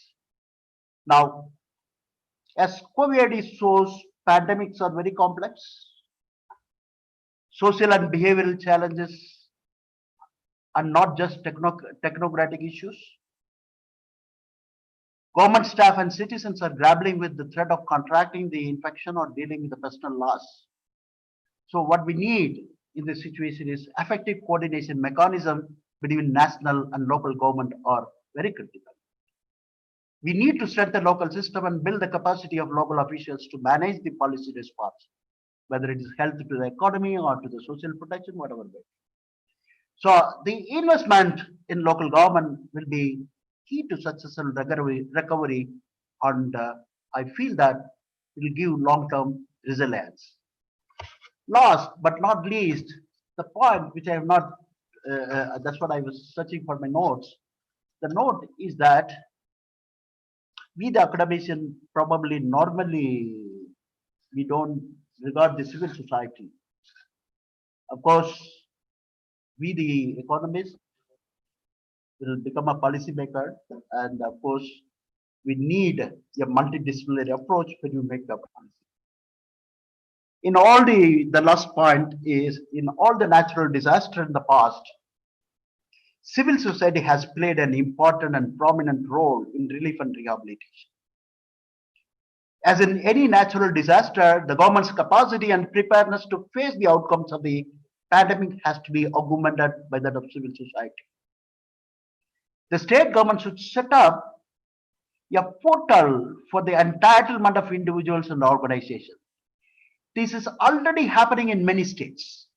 Of course, all of you know that government of Kerala has already announced the formation of community volunteer force with a strength of around 3.4 lakh persons to provide support services at the village, panchayat and municipal level. Within a couple of days, more than 1 lakh persons have already registered through an online registration. I'm saying this is an example. The another example is from the Jharkhand government. Has also enlisted the support of volunteers. Similarly, with this example, we should set up committees at the village, panchayat, block, district and state level, start online portals, and organization could indicate the nature of the resources that could foster areas of work, support record, etc. And the panchayat leaders and official and district health staff should be educated and trained at the very earliest. And with this note, I stop my lecture. I'm sorry I have taken a long time, but I'm trying my level best to say many things which I thought of deviating myself in different in the different area, but due to time constraint, paucity of time, I'm not able to do. Probably I'll do it in the near future. That whenever you record a specialized webinar or something else exclusively on MSME, so one can talk for about 2 hours. What is the problems? What are the consequences? What are the challenges? What's our strategy? And today I'm not able to give the justice to each sector, but nevertheless, the kind of experience which I'm scratching my elbow every day with the government for the policy making, and whatever I had come across, so that I have shared with you. And if you have any doubt or any discussion, that is most welcome. If I know, I'll answer. This is what my teachers taught me, Professor Nalagaundan and Professor Armum sitting there. If I know, I say I know. If I don't know, I say I don't know. Because whatever I learned is awful. That's my humble and submission to all of you. Thank you very much for hearing me. Thank you very much. Thank you, sir. Thank you, sir. Thank you so much, sir. It is a wonderful occasion for every audience in this session, and there are continuous feedbacks on your lecture.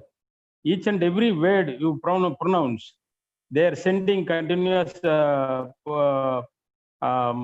feedbacks to your sessions. Of course, it is a beautiful one. Everybody is enjoying, and they use your expertise. Your lecture will be helpful for them to explain for future course of time in their circles. With these few words, we wholeheartedly thank you, sir. And we request Dr. Prasad Rao to present his session. After that, we shall have a few questions. And now I request Dr. Prasad Rao from University of Andhra Pradesh. Professor Prasad Rao is a professor and head Department of Economics, Andhra University, Visakhapatnam. He is alumni of Sussex University, UK, and he is a student supervisor. He is a professor and supervisor. Is Michael Lipton, one of the well-known economists in Sussex University, and he is serving there in Andhra University for over 36 years of experience, and he has specialized in rural development and farm, non-farm employment generation activities, and also he has concentrated his studies in poverty issues. He is teaching microeconomics, macroeconomics, international economics, quantitative techniques, and computer application for PG and MPhil scholars. And He is a recipient of Sarvapalli Radhakrishnan, former our president, Sarvapalli Radhakrishnan Award in 2007, and he has awarded Brightman Award in 2003, and in the year 2009 he has awarded Man of the Decade Award. He has awarded, and then he got Best Teacher Award from Government of Andhra Pradesh in the year 2014, and he has awarded Best Teacher Award from his own university in the year 2006, and now he is and also he served as rector of this Andhra University in the last year, and he is the honorary director of University Grants Commission Center for SAARC nations, and he has served as a honorary director for Population Research Center of Ministry of Family Welfare of Government of India, and he has served as a nodal officer for Central Tribal University of Andhra Pradesh, and he has also adjudicated many theses for PhD and postdoctoral DLit candidates, and he is now presently is academic council member, senate member of that university, and finance committee member, and also he is executive council member of our MIDs, Madras Institute of Development Studies, and he is editor of South Asian Journal, Affairs Journal. With these few words, I request Professor Prasad Rao, one of the sincere economists in development economists. I request Dr. Prasad Rao to deliver his address.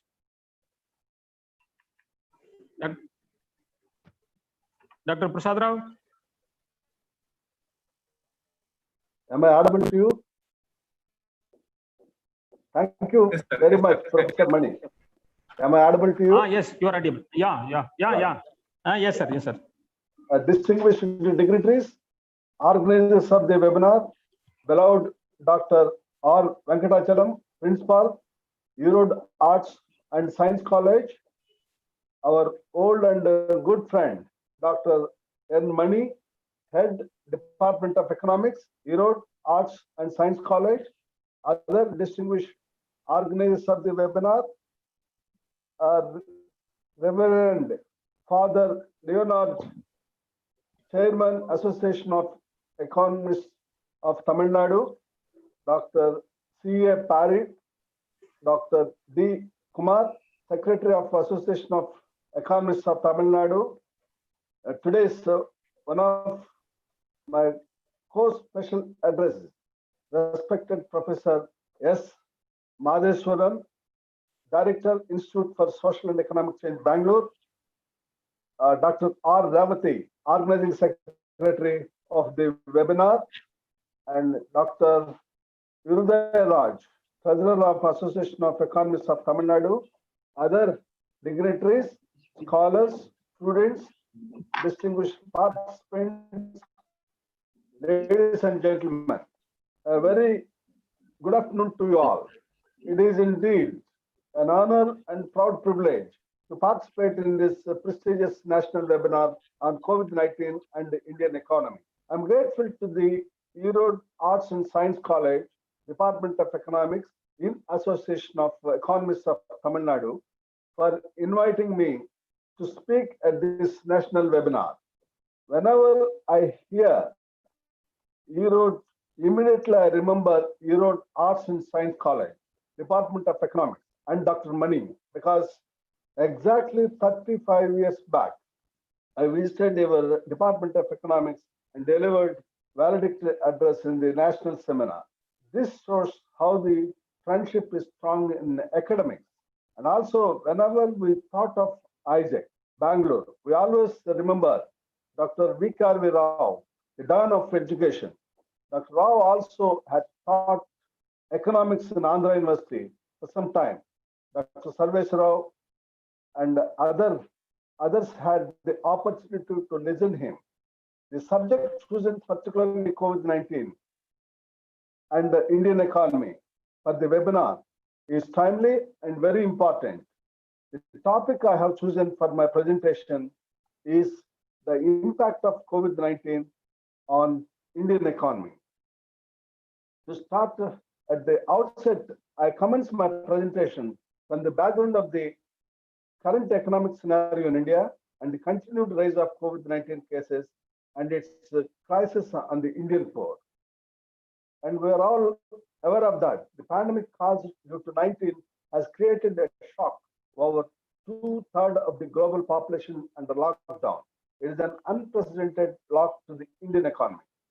With the prolonged countrywide lockdown, global economic downturn, and the associated disruption of demand and supply chains, the economy is likely to face protracted period of slowdown. The coronavirus pandemic has claimed 5.5 lakhs in the world, and the nationwide death toll has touched around more than 21,000 so far in India. World COVID-19 tally has crossed 1.23 crores. The virus has infected around 7.8 lakh people in India. This shows how the virus is spreading and affecting human life. And I just want to spend a couple of minutes about the global impact. The world has witnessed a huge economic shock due to COVID-19 pandemic. As estimated by Asian Development Bank, the global economy could suffer between US dollars 5.8 trillion and US dollars 8.8 trillion in losses, equivalent to 6.4% to 9.7% of the global GDP as a result of COVID-19 pandemic. The GDP in South Asia will also lower by 3.926%, mainly reflecting the tight restrictions in place in countries like Bangladesh, India, and Pakistan. The whole world has been shook because COVID-19 is unprecedented in that it is a supply, demand, and market shock. You know, the global economy was undergoing turbulence in 19, and now in the wake of the COVID-19 pandemic, the rise of global recession in 2020 is high as nations shut down economic activity to limit the spread of the infection.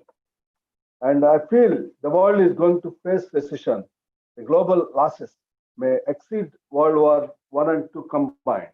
And we have figures from the IMF in the 2019 and 2020 in all the top 10 countries, USA, China, Japan, Germany, United Nations, France, Italy, Brazil, Canada, India, in all the countries in 2019, it's a positive growth rate.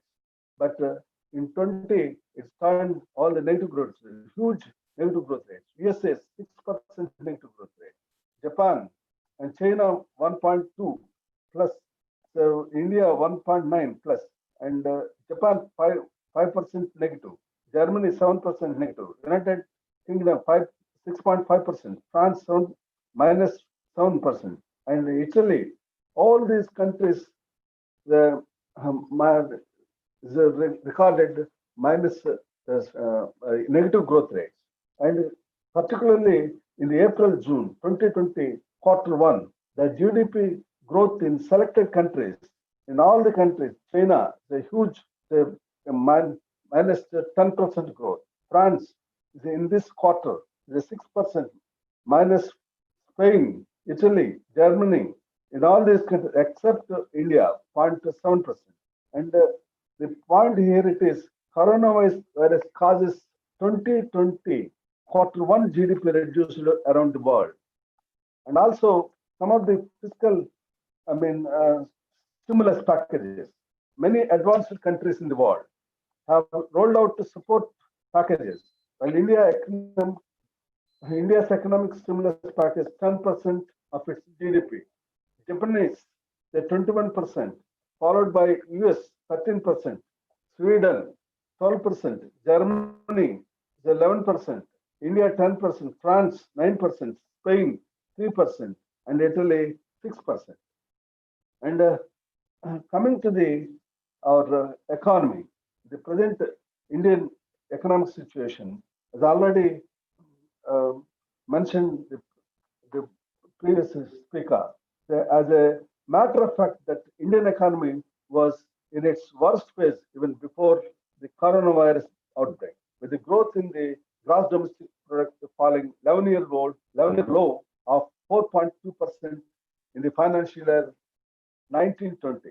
The economy grew 3.1% in the January-March quarter 1920 against 5.7% at the same time a year ago, and the slowest growth in at least 8 years. Particularly the lockdown, along the global economic contraction associated with the COVID-19 pandemic, affected the poor and the vulnerable both in the rural and urban sectors. In the rural sector, falling crop prices for winter-sown crops is likely to have a large negative effect for the large workforce employed in the agriculture sector.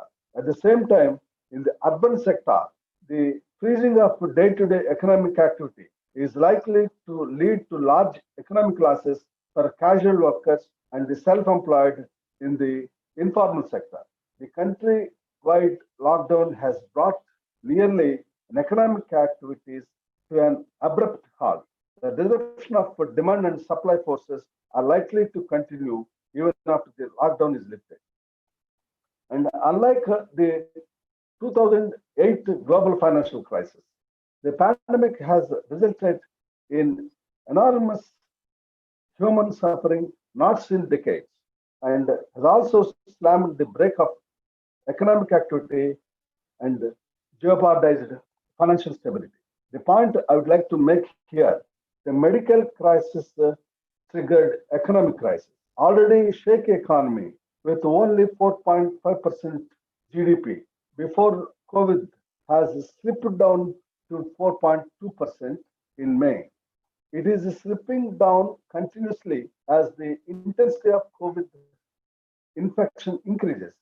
Even though there is global slowdown, India being a developing country, the quickly second most populous country in the world, the COVID pandemic has worsened the situation.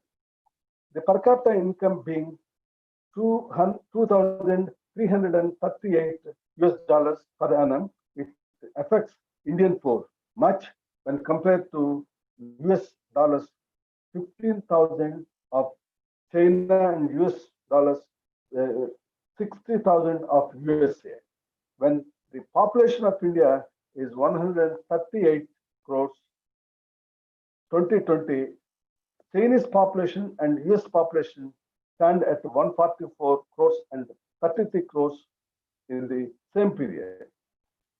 And as you know, as India's GDP at $2.72 trillion.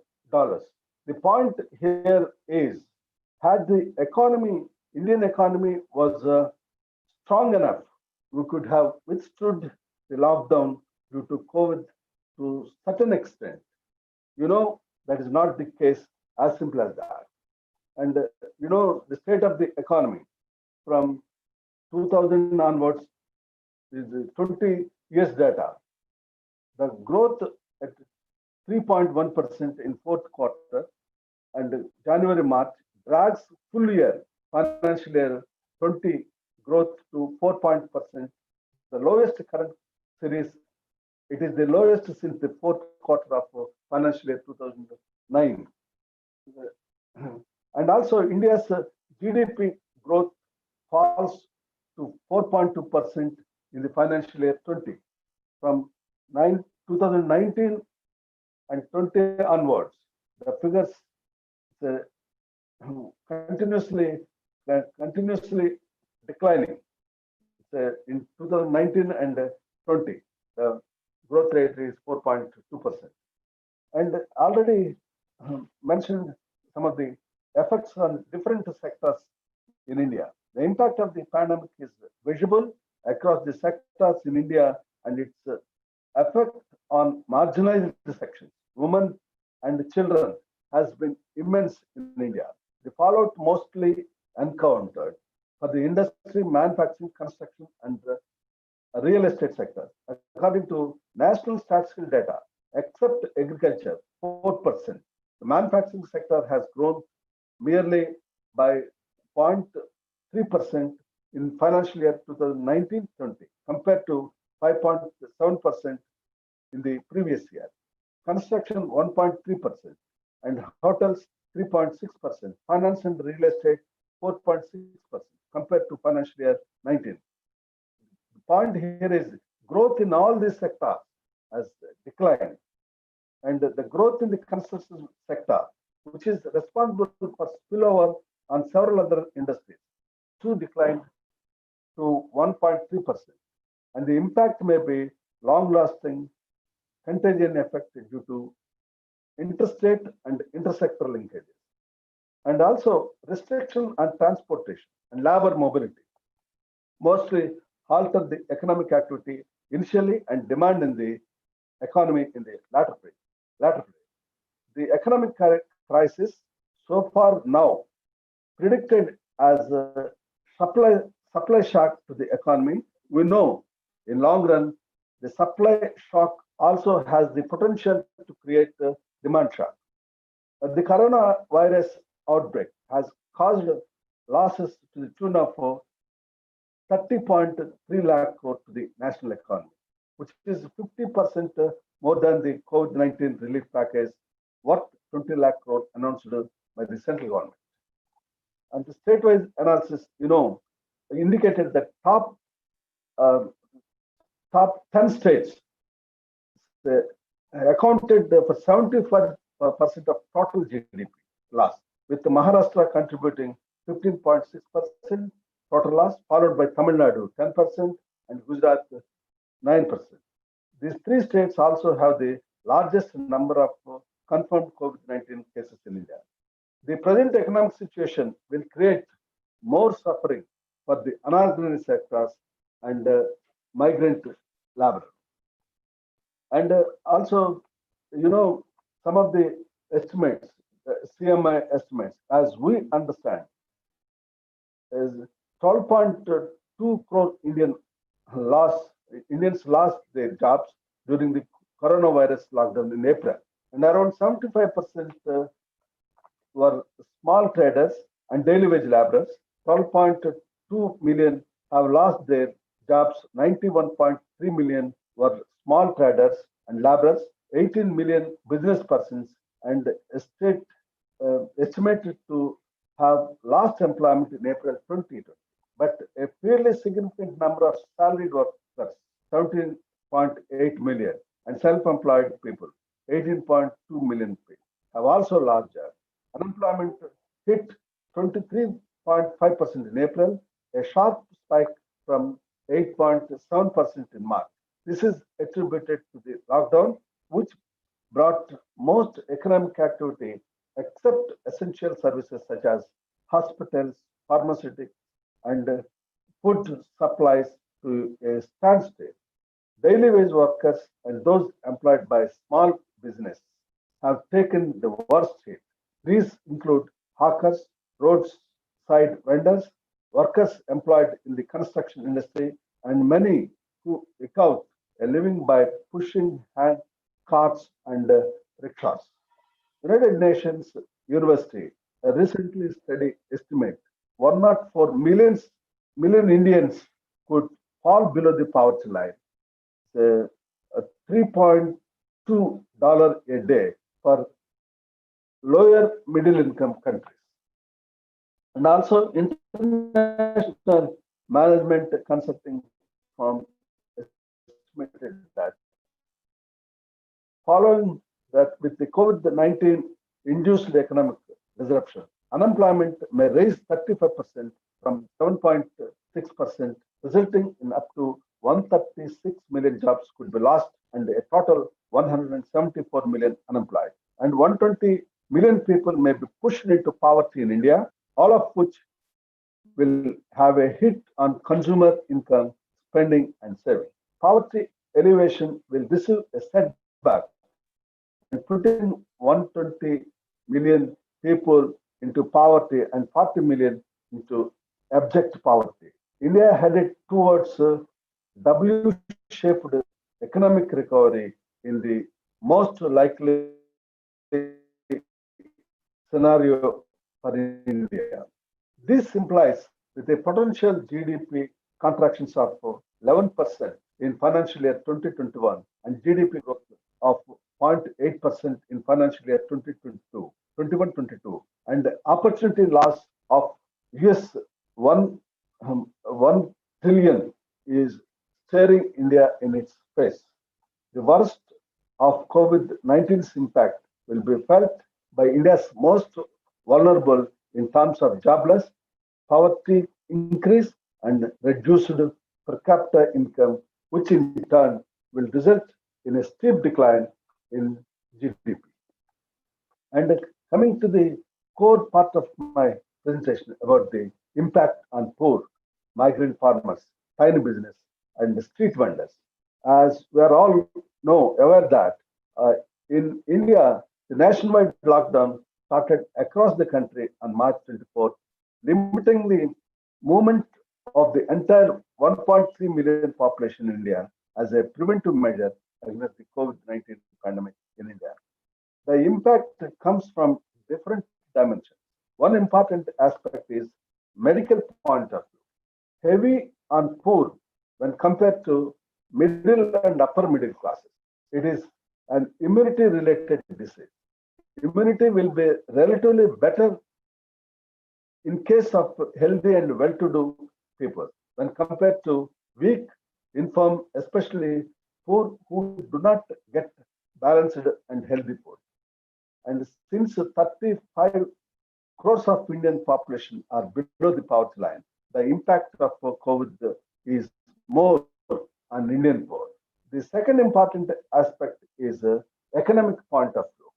And the demand side economy consists of people who know gainful employment. And for those people, it's difficult to survive for long. And the second category is daily wage workers without savings can survive for some days. And third category is some self-employed. Example, agricultural labor, artisans, small business, and professions. The fourth category is employees, informal sector. Casual laborers, majority of the self-employed, and a part of regular wage salary workers in the organized sector, whose work is contractual in nature, constitute the base of informal workforce in India. And for example, drivers, domestic helpers, and semi-skilled. And the second category is formal sector. That is, one category is private employment. It's a downsizing manpower and cutting of salaries. That is exactly happening in this sector. And second category is government employees, cutting of salaries. And fifth one is entrepreneurs. And in this category, the reduced profits and cutting down business.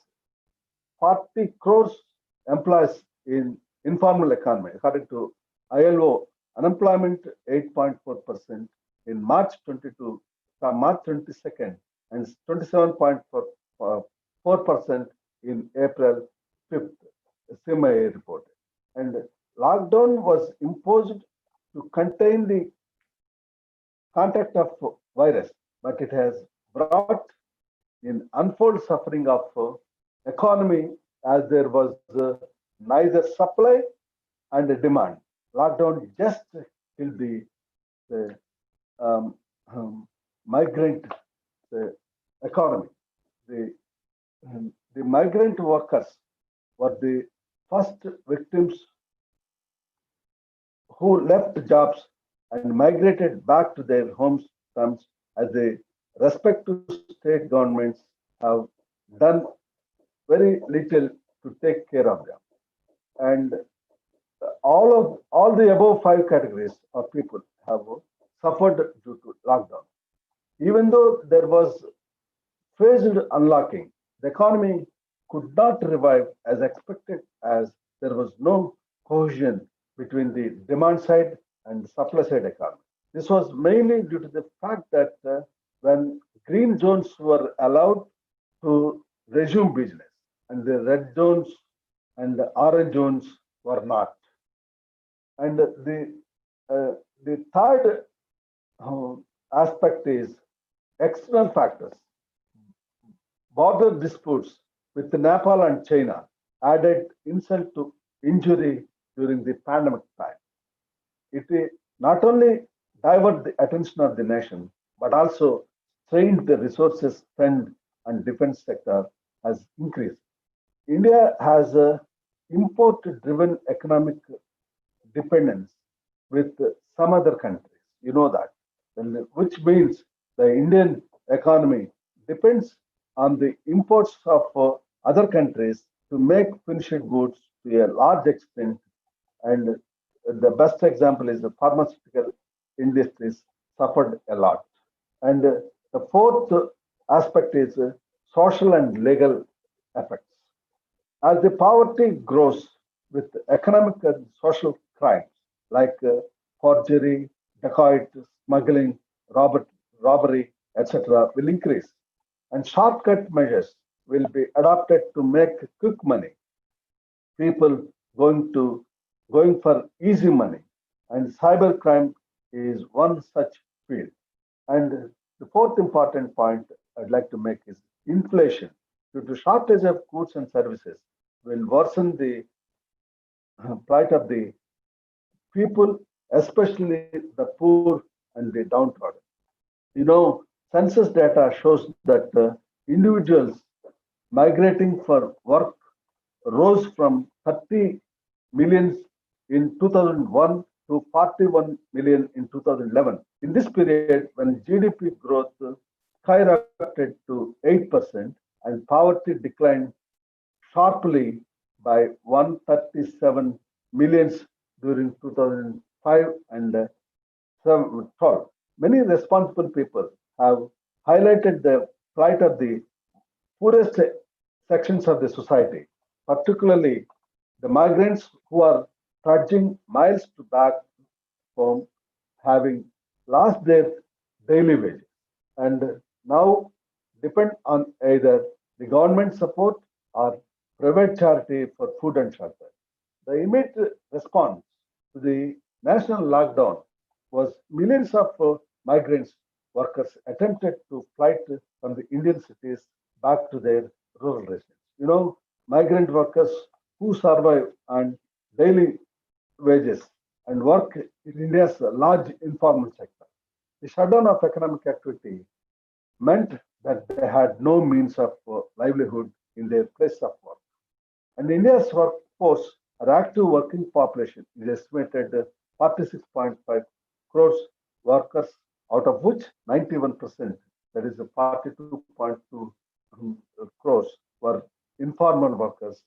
And the point here it is without any social benefit. As you know, the population of 100 million internal migrant workers who are estimated to form 20% of India's workforce have been the worst sufferers in the lockdown that started on March 24th. They have been stranded in the cities and other locations of work without wages, money, and food. Hundreds of thousands of migrants who lost their livelihoods overnight and became homeless and paupers. The immediate challenge faced by these migrant workers were related to food, shelter, loss of wages, fear of getting infected, and anxiety. As a result, thousands of them started fleeing from various cities to their native places. And as a result, thousands of many migrants lost their lives either due to hardship on the way, hunger, accident, or comorbidity, and some even committed suicide. Sudden lockdown also stranded many migrants in different cities in the country. Those who were traveling were stuck up at stations or state or district borders. Many were forced to walk hundreds of miles on foot to reach their home villages, finding no public transport. Those who reached their native villages were seen as potential carriers of the infection and were ill-treated by the police and locals. Children, those who left behind, those who migrate with their parents, and those who engage in employment that are likely to most affected by the ongoing crisis.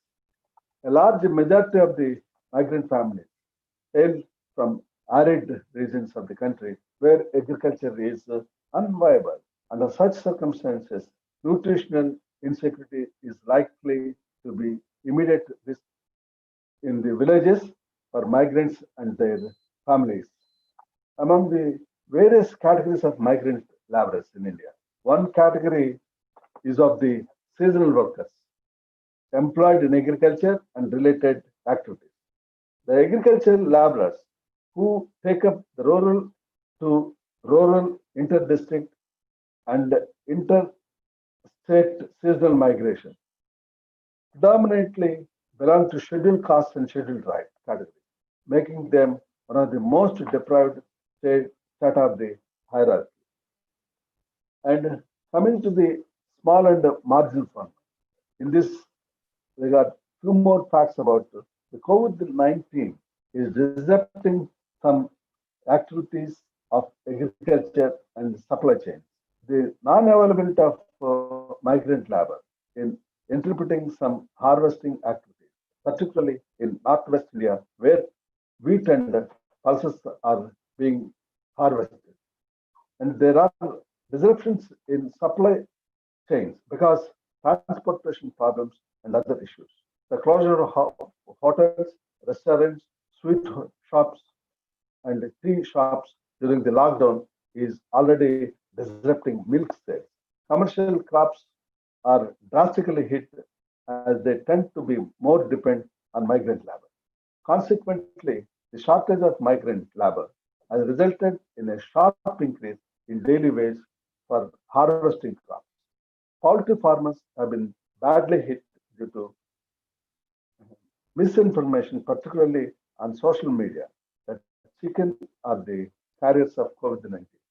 And the sale of dairy products, fish, poultry, etc., has also been hit during the lockdown period.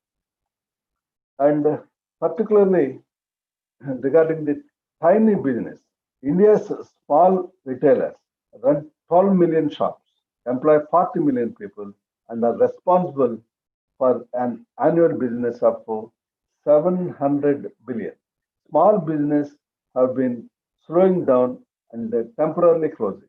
Without earning cash, many small businesses, street restaurants and shops are cutting down their staff and shut down for good. 90% of the street vendors have not been able to carry out their sole means of earning. And also, the plight of the street vendors have been the very severely hit across states. Markets being shut down means no income, and so they have taken to becoming mobile vendors. Apart from the vegetable vendors, hawkers selling flowers, fruit, and garments on the streets are the worst affected. There are over 400 million street vendors in India, and out of that number, 70% are food vendors. The remaining one are the street vendors earning between 300 to 700 per day. Their lives have fallen apart. They do not have any resources. And particularly, further, the point I would like to make with the cash flows drying up, and hundreds of the street vendors have already used working capital for their day-to-day expenses and are now left with no money in hand. As you know, government support to protect the poor and the vulnerable is essential. As you know, the Prime Minister has announced nearly 20 lakh crore economic package, which is equivalent to nearly 10% of GDP, and 12 May, out of which 3.10 lakh crores allotted for poor migrant migrants, farmers, tiny business, and street vendors to provide relief to the people and help the country to fight the coronavirus, to combat the economic slowdown caused by the COVID.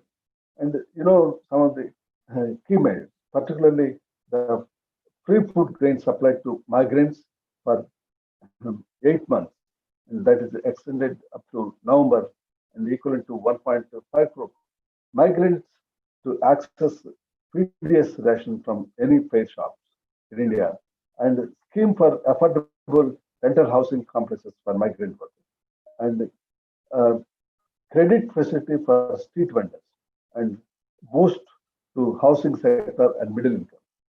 All these several schemes announced.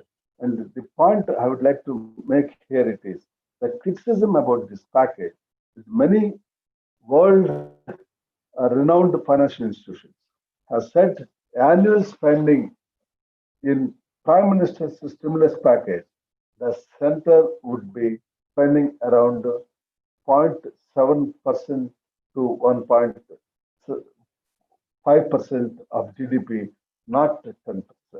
I think India's bailout may not be enough to save economy. In fact, only 2 lakh crore is going to be used to increase the spending capacity, and which will create very less demand in the market. The rest of 18 lakh crore is nothing but various schemes of borrowing. As a result, this economic package has not helped the economy to boost up, as it was a credit facility and no cash was made available in the hands of the people. And after assuming the entire Indian economic situation, the point I would like to make here it is the biggest challenge is that how to maintain the social distancing, wearing masks, maintaining hygiene for the poor people to check spread of infection. And several bold reforms are needed to make the country to secure a sustainable economic future for 1.3 billion Indians, so that the impact of COVID-19 crisis can be negated in future. And particularly the point I would like to make here, vaccine has to be released at the earliest, and all should be given vaccine free of cost. Once the disease is fully eradicated, then only the economy will start reviving. It will take 1 year to come out of the pandemic. It will take 1 more year extra to reach the stage of pre-COVID era. As you know, there is no shortage of food grains, and there is good monsoons. People may not die of hunger, provided there is a strong public distribution system. And another important policy measure, India has to invest more in healthcare, both management and facility wise. At present, public spending on health sector has been less than 1.5% of our GDP. It should be raised to 3% of the GDP. At least additional 1.5% of expenditure must be made to strengthen the public health system to meet continued challenge of COVID-19, and also possible such challenge arise in the future. And also for India to be truly strong economy, public investment in education, human capability, and research and development has to increase. These reforms are expected to promote business, attract investment, and further strengthen the Indian economy. And it requires one more observation. The economy to return to normal state, and even the social distance measures will continue for as long as the health shocks play out. Still, it is expected that India will be able to contain the disease to a large extent and revive the economy. It is buying time for this infectious disease to flatten, and so economic, social, and systematic approaches are required for the country to eradicate this and to revive the economy. A lot of economic help is expected to reach food, which will help to keep the social distancing so as to prevent spikes in cases.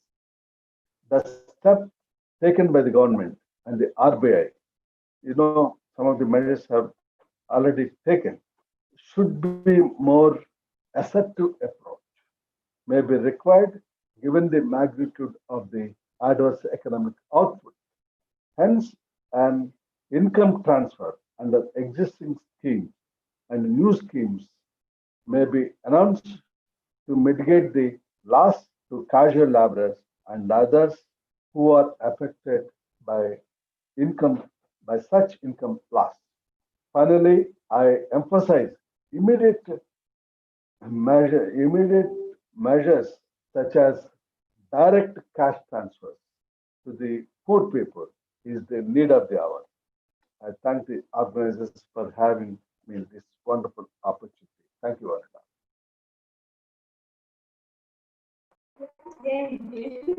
Thank you, Professor.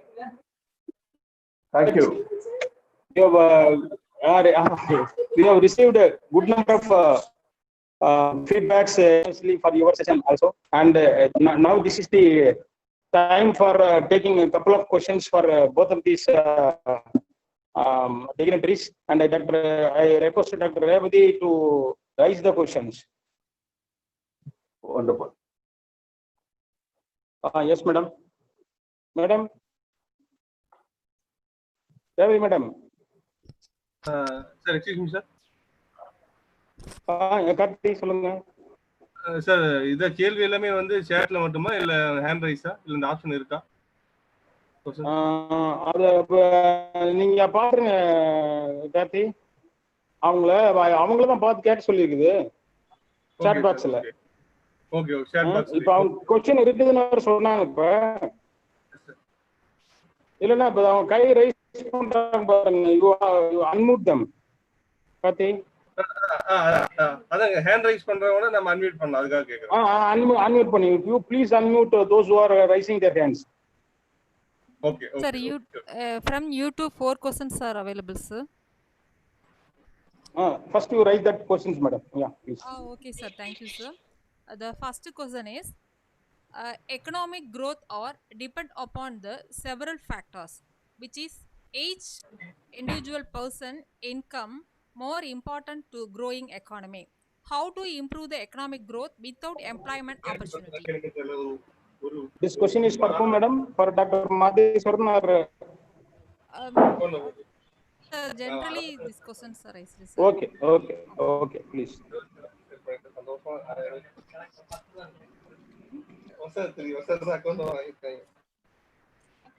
Yes. Professor Mani? Professor, please. Yeah? Yes, sir, you please. Okay. Yeah. Definitely, economic growth depends on the employment. In the lockdown, what happened?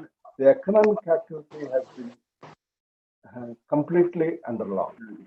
And as a result, the economic activity is nothing but combining the factors of production, land, labor, capital, organization, and technology. And this activity has been shut down. As a result, the incomes of for the last 3 months, people do not have any income. And particularly, these incomes are essential to increase the economic growth. That is very, very, very much. Due to the COVID-19, these economic activities are shut down and the economy is not growing. So only after COVID-19 pandemic, the economy will revive and the economic growth will start increasing. And employment is around 30 to 35% unemployed in this pandemic situation. this doesn't help to increase the growth of the economy. Anything? Ah, I just Next question. the next question, sir. no, I just wanted to add some more points uh, while endorsing Professor Prasad Rao. It's wonderfully articulated answer. That the question was that it is certain very interesting question is how to improve the economic growth without employment opportunity. The question is a very paradoxical question in such a way that the thing is that unless That's absolutely right, sir. yeah, unless Prasad Rao says that we have with the different strategies to boost the MSME sector or to help the farmers or to in the various channels, we have to increasing the purchasing power and how to put money, at least the basic the basic social protection in the hands of the people, and we will not be able to increase the effective demand in the country unless the effective demand increases.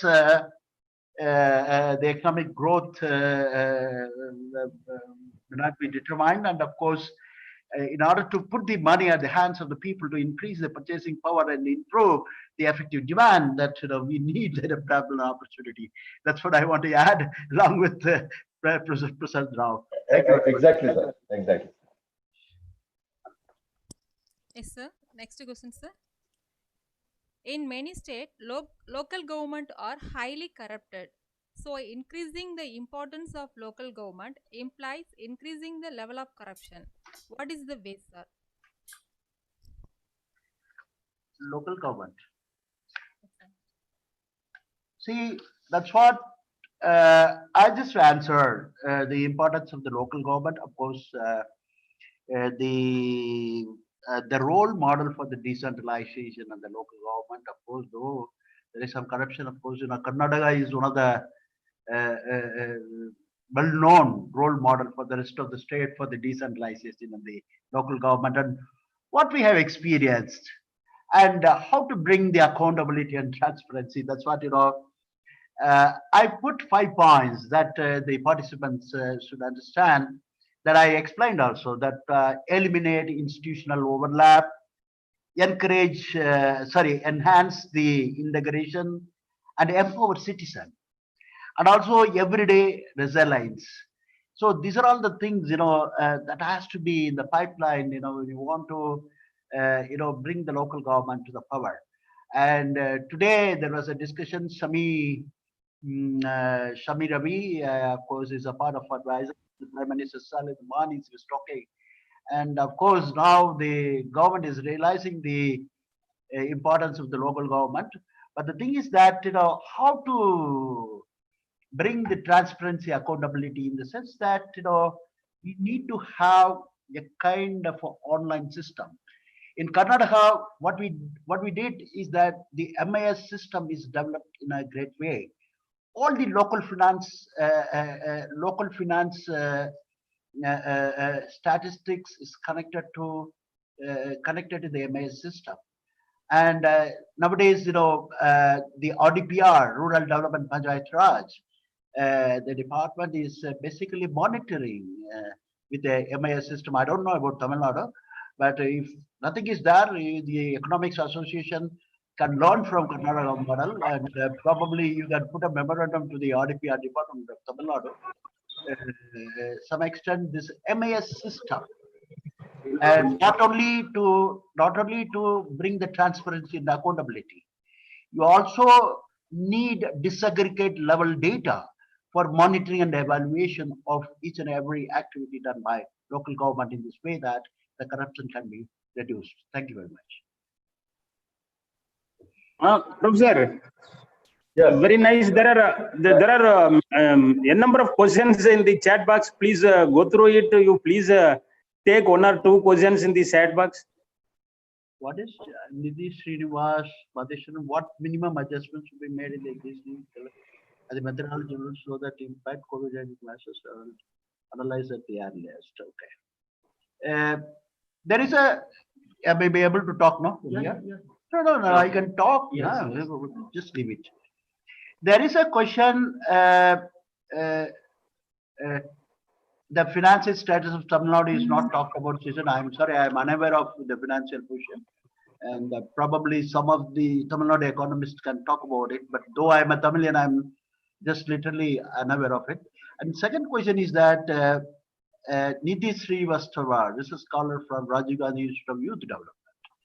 There's a question to me, what minimum adjustments should be made in the existing data collection tool at the methodology level so that the impact of COVID-19 can be assessed and analyzed at the earliest? It's a good question. Basically, what is the minimum adjustment should be made in the existing data collection, in the sense that I just put it in a different way. Each and every state the need of the world is a migration survey. Through the migration survey, you may be able to capture many parameters in such a way that you can analyze the impact of COVID on their livelihood and so on and so forth. But 2007, 8, 2007, 8 and 2010, 2007, 8 and 2011 migration data was available. 2007, 8, 2011 migration data was available, but it's very age old. But what is the need of the world is that the Kannada government and the UP government and the many government, now we started working on the migration survey. Simply, it is not a migration survey. Migration survey one has to capture the long-term migration without house, short-term migration, circular migration, and the various types of migration is available. It's not that the migration survey only capture some of the people from the different occupation with the long term or a short term. It's not like that. Long term, but even in the long term, there are many people without house living. There's a vulnerable group, and there is a short term. There's a vulnerable group. There is a circular migration. There is a vulnerable group. So that the need of the hour is the migration survey and estimating the poverty level in every state. So that the impact of COVID-19 can be assessed and analyzed at the earliest.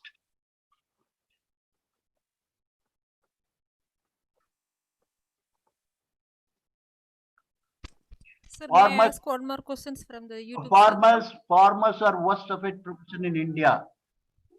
While pandemic and normal situation, it's still going worse during COVID-19 situation. What is the role of the economist in the government?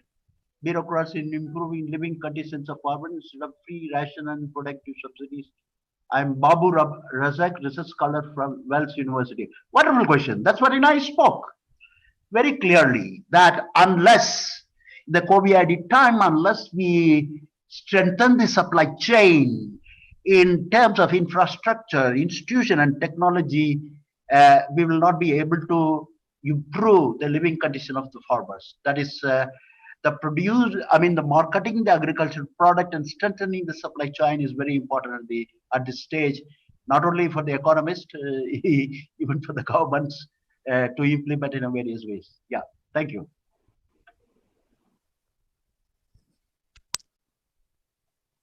Sir, may I ask one more question, sir, in YouTube, sir? To me? One more question from YouTube, sir. One more question from YouTube? I don't know. Yeah. May I ask, sir? Yeah, please. No. He is going to raise the question. Yes, madam. You please raise. Okay, sir. Except agro and necessary product, the supply and demand of our economy are extremely low. How will be effectively increase in present situation? Please, sir. Professor Prasad can take over. It is very difficult at that moment. The point here it is, in the industries are concerned, both agriculture and industry, the linkage effect is very important. So including non-farm sector, already mentioned that.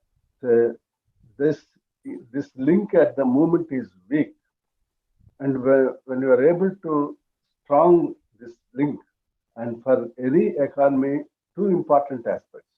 One is how to generate adequate employment and how to generate small incomes to the poor people particularly. And COVID has learned an important lesson for all of us and brought into the limelight, that is migrant economy. That is somehow it is hidden in the Indian economy. We didn't look at the importance of that economy in the past. And with this development, it is very much clear that that economy is playing a crucial role, especially the migrant. If you look at the data between 2005 and 7, the poverty has been declined. It is because of migrant economy. That economy has been lost during the COVID-19. It is as a result, all supply chains affected, and further the demand chain is also affected. Due to these reasons, the Indian economy has been set back. I'm just seeing another question, but it's but there is a Safina Banu. Is it the right time to study the impact of COVID on the economy, or we have to wait for some more months, waiting for COVID to reduce? My answer is very simple. Already we have seen the impact. It is a time to study, time to give the strategy. We can't wait for the COVID till COVID completes, as Prasad was saying, till 2021. Still, it is expected by many experts, and we can't wait till 2021. The immediate impact has to be assessed. That is what each and every state government is struggling. Immediate impact has to be assessed, and see what are the fiscal space that can be determined by the state to see the welfare of the nation, the welfare of the people. That's what I want to say. Yeah. Their government intervention is very much required. Yeah.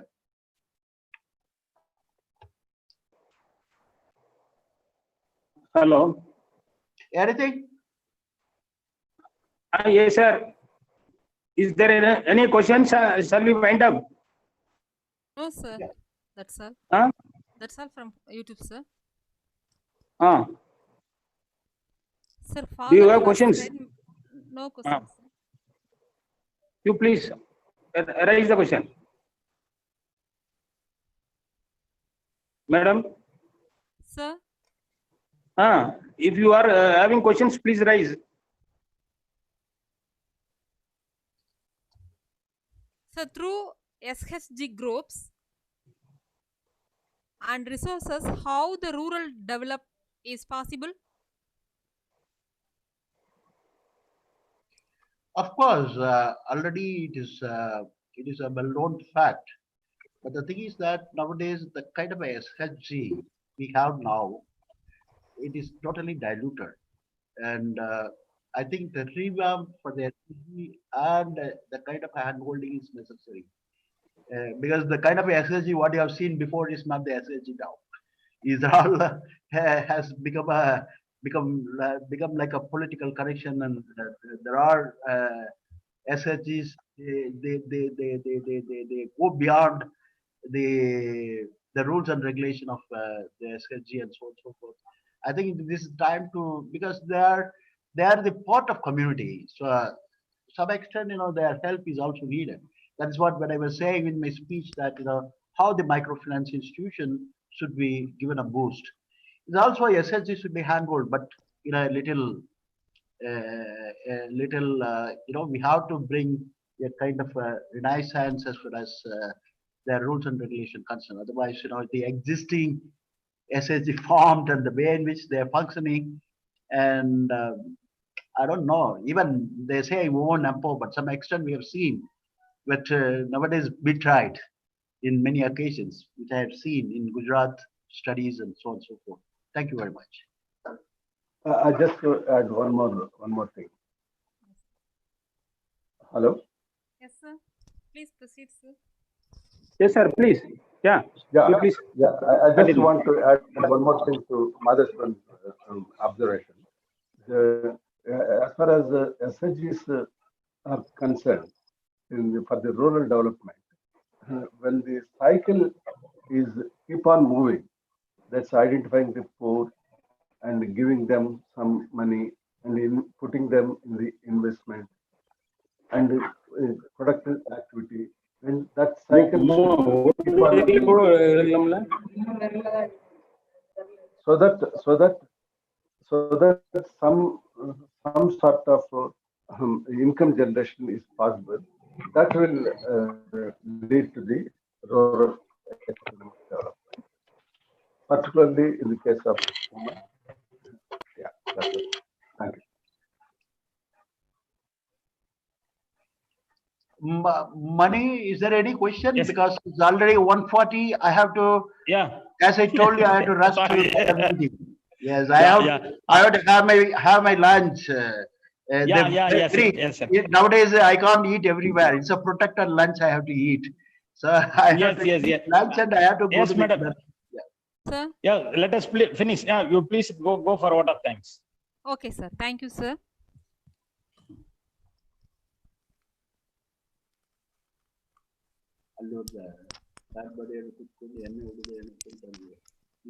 First of all, I would like to thanks for giving me wonderful opportunity to express my gratitude on the special day. On behalf of Erode Arts and Science College and AET, I would like to thank our principal sir for constant and continuous support and encourage me to organize this program very effectively. Thank you, sir. On behalf of Erode Arts and Science College and AET, I would like to sincere thanks to our resource person, Professor S. Madheswaran sir and Professor M. Prasada Rao sir.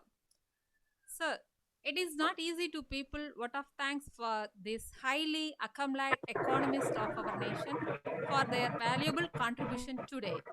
Their contribution to our society via economic literature is commendable. Such kind of the distinguished personalities have delivered mind-blowing lecture today for us. This effective presentation will ever in our mind. This thought-provoking lecturer definitely useful for us in this pandemic situation. We wish to propose our vote of thanks wholeheartedly. Thank you, sir. Thank you, sir.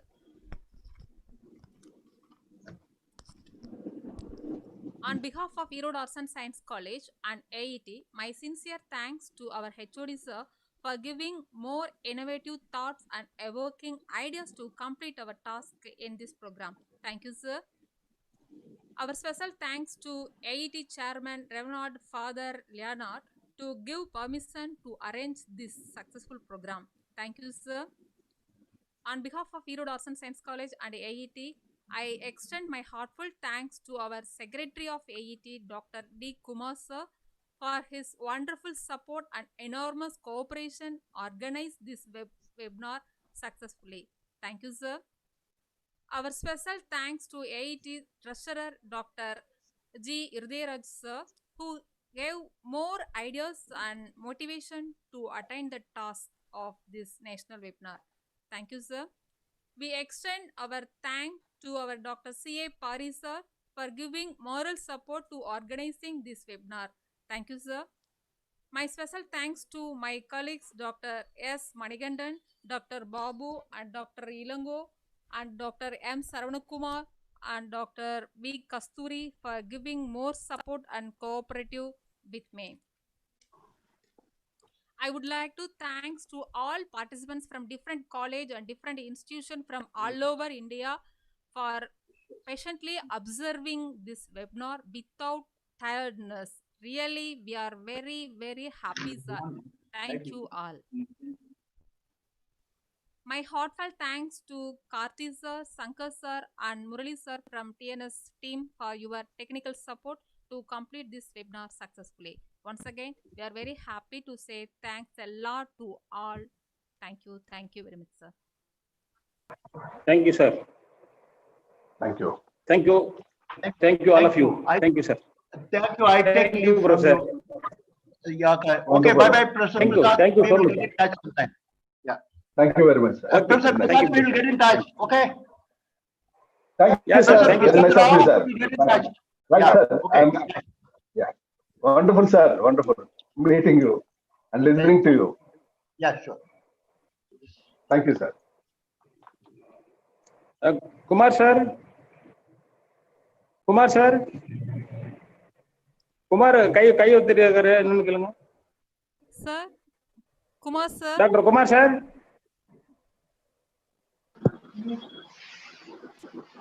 Our unmute பண்ணி விட்டுருங்க. Hello, hello, Yes, sir. Please, sir. hello. Yes, sir. Sir. On Yes, behalf sir. of Please, sir. one word, sir. On behalf of AIT, I thank the resourceful person for the wonderful lecture, and also Dr. Mani sir, Revati madam, and principal sir, all the participants. Thank you, one and all. Revati madam, please once again you send the attendance link to all the people. They are asking. Sir, which one? Okay. Yes, sir. Just now we have sent it. Just now. Okay. Yes, sir. Thank you. Yes, sir. Thank you, sir. Thank you. Thank you. Thank you so much once again for all of you.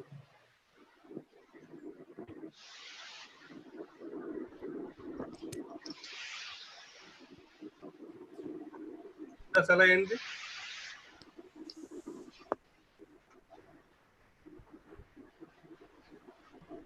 May I end the meeting? Sir, HOD, sir. Shall we wind up? Or Sir, please, sir. HOD, sir.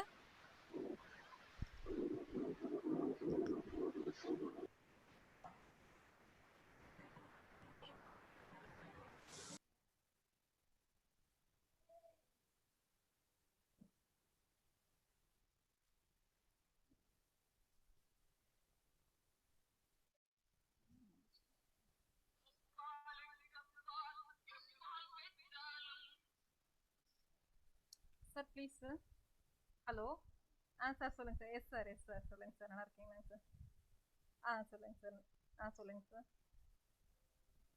Sir உங்களுக்கு இந்த நம்பருக்கு நான் பர்சனலாக அனுப்பிச்சி வச்சிருவாங்க sir. நீங்கள் இப்போ இதில் பார்க்கலையாங்க சார்? இதில் யூடியூப்லேயே இருந்துச்சு.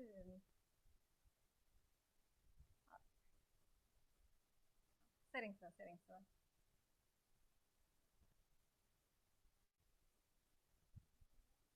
சரிங்க சார். சரிங்க சார். சார் இப்போ உங்களுக்கு இது வாட்ஸ்அப் நம்பர் தாங்க சார்? ஓகேங்க சார். நான் அனுப்பிச்சி வைக்கிறேங்க சார். நல்லா okay.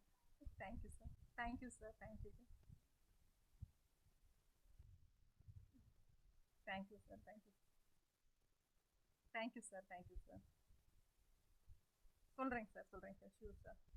Thank you sir.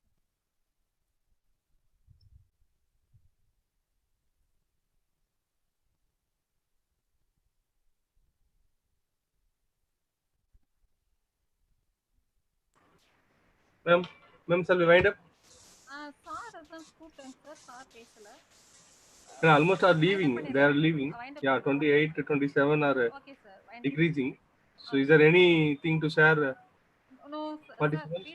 Feedback form is received. Yeah. Feedback form, both streaming we have posted. Okay, sir. Thank you, sir. Okay, sir. So nothing. Is there anything to share? Shall we wait or else? Nothing, sir. Nothing, sir. I will send personally, sir.